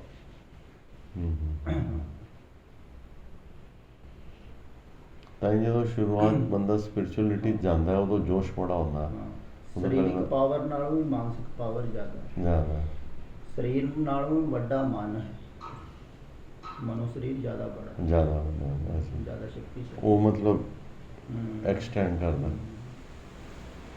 ਜਦੋਂ ਅਸੀਂ ਕੋਈ ਵੀ ਥਾਟ ਕ੍ਰੀਏਟ ਕਰਦੇ ਹਾਂ, ਉਹ ਸਾਡੇ ਅੰਦਰ ਵੀ ਸਟੋਰ ਹੋ ਜਾਂਦੀ ਹੈ ਔਰ ਐਨਵਾਇਰਨਮੈਂਟ 'ਚ ਵੀ ਆ ਜਾਂਦੀ ਹੈ। ਹਾਂ, ਉਹ ਜੇ ਜ਼ਿਆਦਾ ਹੋਊਗੀ ਪਾਵਰਫੁਲ ਤੇ ਫਿਰ ਤੇ ਆਊਗੀ ਐਨਵਾਇਰਨਮੈਂਟ 'ਚ ਵੀ ਆ ਜਾਏਗੀ। ਜੇ ਜ਼ਿਆਦਾ ਹੀ ਪਾਵਰਫੁਲ ਹੋ ਤੇ ਫਿਰ ਦੂਸਰਿਆਂ ਨੂੰ ਪ੍ਰਭਾਵਿਤ ਕਰੇ। ਅੱਛਾ ਹਾਂ। ਅੱਛਾ, ਜਿਸ ਤਰ੍ਹਾਂ ਅਗਰ ਕੋਈ ਬੰਦਾ ਆਤਮਕ ਲੈਵਲ ਤੇ ਲਿਵ ਕਰਦਾ ਤਾਂ ਉਹਦੇ ਤੇ ਮਾਨਸਿਕ ਪਾਵਰ ਬੈਡ ਅਸਰ ਨਹੀਂ ਪਾਉਂਦੀ? ਨਹੀਂ, ਉਹਦੇ ਤੇ ਕੋਈ ਵੀ ਅਸਰ ਨਹੀਂ ਪਾਉਂਦਾ ਹੈ ਬਾਹਰ, ਕਿਉਂਕਿ ਬਾਹਰ ਜੁੜਿਆ ਨਹੀਂ ਹੁੰਦਾ ਕਿਸੇ ਨਾਲ। ਅੱਛਾ, ਜੇ ਕੋਈ ਤਾਂਤਰਿਕ ਵਾਂਤਰਿਕ ਕਰਨੇ ਦੀ ਵੀ ਕੋਸ਼ਿਸ਼ ਕਰੇ, ਕਿਉਂਕਿ ਉਹਦਾ ਮਨ ਨਹੀਂ ਨਾ ਹੈ। ਸਰੀਰ ਤੇ ਅਸਰ ਹੋ ਸਕਦਾ, ਸਰੀਰ ਤੇ ਕੋਈ ਕਰੇ, ਹਾਨੀ ਪਹੁੰਚਾਵੇ, ਕੁਝ ਵੀ ਕਰੇ, ਪਰ ਮਨ ਹੈ ਨਹੀਂ, ਤੇ ਮਨ ਤੇ ਅਸਰ ਨਹੀਂ ਹੋਵੇਗਾ। ਸਰੀਰ ਤੇ ਹੋ ਸਕਦਾ, ਸਰੀਰ ਤੇ ਹੋ ਸਕਦਾ, ਕਿਉਂਕਿ ਸਰੀਰ ਤੇ ਬਾਹਰ ਸਥੂਲ ਹੈ। ਜਿਸ ਤਰ੍ਹਾਂ ਪੁਰਾਣੇ ਜ਼ਮਾਨੇ 'ਚ ਉਹ ਕਹਿੰਦੇ ਸੀ ਨਾ, ਉਹਨੇ ਹੁੰਡੀ ਚਲਾਤੀ, ਉਹ ਕੋਈ ਜਿਸ ਤਰ੍ਹਾਂ ਅਰਥਨ ਪੋਟ ਹੁੰਦਾ ਸੀ, ਉਹ ਹਵਾ 'ਚ ਐ ਉੜਦਾ ਉੜਦਾ ਆਉਂਦਾ ਸੀ, ਜਿਹੜੇ ਬੰਦੇ ਦੇ ਅਗੇਂਸਟ ਡਾਇਰੈਕਟ ਕੀਤੀ ਹੈ ਤੇ ਉਸੇ ਬੰਦੇ ਨੂੰ ਆ ਕੇ ਅਟੈਕ ਮਾਰਦੀ ਸੀ। ਤੇ ਉਹ ਵੀ ਮਾਈਂਡ ਪਾਵਰ ਹੀ ਹੋ ਗਈ ਨਾ। ਮਾਈਂਡ ਪਾਵਰ ਨਾਲ ਤੁਸੀਂ ਉਹਨੂੰ ਅਲਟੀਮੇਟਲੀ ਮਾਈਂਡ ਪਾਵਰ। ਇੱਕ ਵਾਰੀ ਹੋਇਆ, ਮੈਂ ਸੰਤ ਨੂੰ ਮਿਲਣ ਗਿਆ, ਉਹ ਸਾਡੇ ਚਾਚਾ ਜੀ ਦੇ ਮਹਾਂਪੁਰਖ ਸੀ, ਤੇ ਉਹਨੂੰ ਪਤਾ ਨਹੀਂ ਕਿਉਂ ਜੇਲਸੀ ਹੋ ਗਈ ਹੈ, ਕੀ ਹੋਇਆ। ਤੇ ਮੈਨੂੰ ਜਾਂਦੇ ਕਹਿੰਦਾ, ਓਏ ਤੇਰਾ ਹਾਲੇ ਕਈ ਜਨਮ ਕੁਛ ਨਹੀਂ ਹੋਣ ਵਾਲਾ, ਸਭ ਖਾਲੀ ਹੈ। ਮੈਂ ਕਿਹਾ ਚਲੋ ਕੋਈ ਨਹੀਂ, ਹੋਰ 2-4 ਜਨਮ ਲੈ ਲਾਂਗੇ, ਕੀ ਫਰਕ ਪੈਂਦਾ। ਫਿਰ ਨਾ ਜਿਸ ਤਰ੍ਹਾਂ ਬੈਠੇ ਗੱਲਬਾਤ ਹੋ ਰਹੀ ਸੀ, ਤੇ ਉਹਨੇ ਪਤਾ ਨਹੀਂ ਕੀ ਕੀਤਾ, ਮੈਨੂੰ ਇਹ ਲੱਗਿਆ ਵੀ ਚੱਕਰ ਆ ਰਹੇ ਨੇ। ਤੇ ਮੈਨੂੰ ਸਮਝ ਨਹੀਂ ਆਈ ਗੱਲ ਵੀ ਕੀ ਵਜ੍ਹਾ ਚੱਕਰ ਆ ਰਹੇ ਨੇ। ਤੇ ਸਡਨਲੀ ਉਦੋਂ ਮੈਂ ਕਿਸੇ ਮਹਾਂਪੁਰਖ ਨਾਲ ਲਿੰਕ ਸੀ, ਤੇ ਮੈਨੂੰ ਉਹਨਾਂ ਦਾ ਧਿਆਨ ਆ ਗਿਆ। ਜਿਉਂ ਹੀ ਮੈਨੂੰ ਧਿਆਨ ਆਇਆ ਤੇ ਉਹ ਚੱਕਰ ਵੱਕਰ ਗਾਇਬ ਹੋ ਗਏ, ਤੇ ਮੇਰੇ ਅੰਦਰ ਹੈ ਜ਼ਬਰਦਸਤ ਉਹ ਆ ਗਈ ਪਾਵਰ ਟਾਈਪ, ਸਮਝ ਲਓ ਕੁਛ ਵੀ, ਚਾਹੇ ਉਹ ਮਾਨਸਿਕ ਜੋ ਵੀ। ਤੇ ਉਸ ਤੋਂ ਬਾਅਦ ਉਹ ਕਹਿੰਦਾ, ਓਏ ਤੂੰ ਜਾਣਦਾ ਨਹੀਂ ਮੈਂ ਇਹ ਉਹ। ਮੈਂ ਕਿਹਾ ਜੀ ਮੈਨੂੰ ਤਾਂ ਤੁਸੀਂ ਆਰਡੀਨਰੀ ਨਹੀਂ ਲੱਗਦੇ, ਬੰਦਾ ਕਹਿੰਦਾ ਨਹੀਂ ਹੁੰਦਾ। ਤੇ ਮੈਂ ਕਿਹਾ ਚਲੋ ਅਗਰ ਕੋਈ ਗਲਤੀ ਹੋਈ ਹੈ ਤਾਂ ਮਾਫ਼ ਕਰਨਾ, ਕਰਕੇ ਮੈਂ ਆ ਗਿਆ। ਮੈਂ ਜਦੋਂ ਆਪਣੇ ਉਹ ਮਹਾਂਪੁਰਖਾਂ ਕੋਲ ਗਿਆ ਨਾ, ਉਹ ਜਾਂਦਾ ਹੀ ਮੈਨੂੰ ਪਹਿਲਾਂ ਹੀ ਕੁਐਸਚਨ ਪੁੱਛਦੇ ਨੇ, ਕਿਹੜੇ ਬੰਦੇ ਨੂੰ ਮਿਲ ਕੇ ਆਇਆ। ਤੇ ਮੈਂ ਉਹਨੂੰ ਦੱਸਿਆ, ਬੋਲੇ ਨਹੀਂ ਕੁਛ। ਮੈਨੂੰ ਲੱਗਾ ਯਾਰ ਇਹਨਾਂ ਨੂੰ ਪਤਾ ਕਿੰਝ ਲੱਗ ਗਿਆ। ਮੈਂ ਅਗਲੇ ਦਿਨ ਉਹਨਾਂ ਨੂੰ ਪੁੱਛਿਆ, ਮੈਂ ਕਿਹਾ ਭਾਊ ਜੀ ਤੁਹਾਨੂੰ ਪਤਾ ਕਿੰਝ ਲੱਗ ਗਿਆ। ਇੱਕ ਲਾਈਨ ਬੋਲੇ, ਕਹਿੰਦੇ ਮੈਂ ਤੇਰੇ ਪੈਰ 'ਚ ਸੂਈ ਚਬਾਵਾਂ, ਤੈਨੂੰ ਪਤਾ ਲੱਗੇਗਾ ਨਹੀਂ। ਫਿਰ ਮੈਂ 6 ਮਹੀਨੇ ਬਾਅਦ ਗਿਆ, ਕਹਿੰਦੇ ਉਹ ਕੀ ਹੋਇਆ ਉਹ ਸੰਤ ਦਾ। ਮੈਂ ਕਿਹਾ ਭਾਜੀ ਉਹ ਤਾਂ ਮਰ ਗਿਆ, ਹਾਰਟ ਅਟੈਕ ਹੋ ਗਿਆ। ਕਹਿੰਦੇ ਜਦੋਂ ਕਿਸੇ ਦੂਸਰੇ ਬੰਦੇ 'ਤੇ ਤੁਸੀਂ ਸ਼ਕਤੀ ਲਾਓ ਨਾ, ਉਹ ਰਿਸੀਵ ਨਾ ਕਰੇ, ਉਹ ਤੁਹਾਨੂੰ ਰਿਵਰਸ ਆ ਕੇ ਤੁਹਾਨੂੰ ਅਟੈਕ ਕਰ ਜਾਂਦੀ। ਇਹ ਠੀਕ ਹੈ ਇੰਝ ਦੀ ਗੱਲ? ਹੋ ਸਕਦਾ ਇੱਦਾਂ ਹੋ ਸਕਦਾ, ਪੋਸੀਬਿਲਿਟੀ। ਅਲਟੀਮੇਟਲੀ ਤਾਂ ਉਹ ਥਾਟ ਪਾਵਰ ਹੀ ਹੈ ਨਾ। ਤੁਸੀਂ ਕਿਸੇ ਦਾ ਬੁਰਾ ਸੋਚ ਰਹੇ ਹੋ ਤਾਂ ਬੁਰੀ ਥਾਟ ਆ ਗਈ। ਇਹਦਾ ਮਤਲਬ power of mind the thoughts ਹੀ ਹੈ। ਜਿੰਨੀ ਉਹ ਜ਼ਿਆਦਾ ਐਨਰਜਾਈਜ਼ਡ ਹੋਏਗੀ ਤੇ ਉਨੀ ਉਹ ਜ਼ਿਆਦਾ ਅਸਰ ਉਹਦਾ ਹੋਏਗਾ। ਇਹ ਵੀ ਕਾਫੀ ਵਾਰੀ ਹੁੰਦਾ, ਬੰਦੇ ਮਾਈਂਡ ਪਾਵਰ ਡਿਵੈਲਪ ਕਰ ਲੈਂਦੇ ਨੇ ਔਰ ਵਿਜ਼ਡਮ ਨਹੀਂ ਹੁੰਦਾ। ਅਕਸਰ ਮੈਨੂੰ ਲੱਗਦਾ ਇਹ ਕਾਫੀ ਕਾਮਨ, ਜਿਹੜੇ ਜ਼ਿਆਦਾਤਰ ਬਲੈਕ ਮੈਜਿਕ ਕਰਦੇ ਨੇ, ਇਹਨਾਂ ਦਾ ਵਿਜ਼ਡਮ ਐਲੀਮੈਂਟ ਉਨਾ ਡਿਵੈਲਪ ਨਹੀਂ ਹੁੰਦਾ। ਉਹਨਾਂ ਨੂੰ ਸਮਝ ਨਹੀਂ ਹੁੰਦੀ ਵੀ ਮੈਨੂੰ ਹੀ ਅਲਟੀਮੇਟਲੀ ਖਾ ਜਾਏਗੀ ਜਾਂ ਗੜਬੜ ਕਰ ਦੇਗੀ। ਇਹਦਾ ਮਤਲਬ ਉਹ ਤੀਰ ਹੈ ਵੀ ਜਿਸ ਤਰ੍ਹਾਂ ਵੀ ਤੁਸੀਂ ਛੱਡਦਾ ਤੇ ਉਹਨੇ ਅਸਰ ਕਰਨਾ ਹੀ ਕਰਨਾ ਹੈ। ਵਿਜ਼ਡਮ ਉਹਦੇ 'ਚ ਕੰਮ ਨਹੀਂ ਕਰੇਗਾ।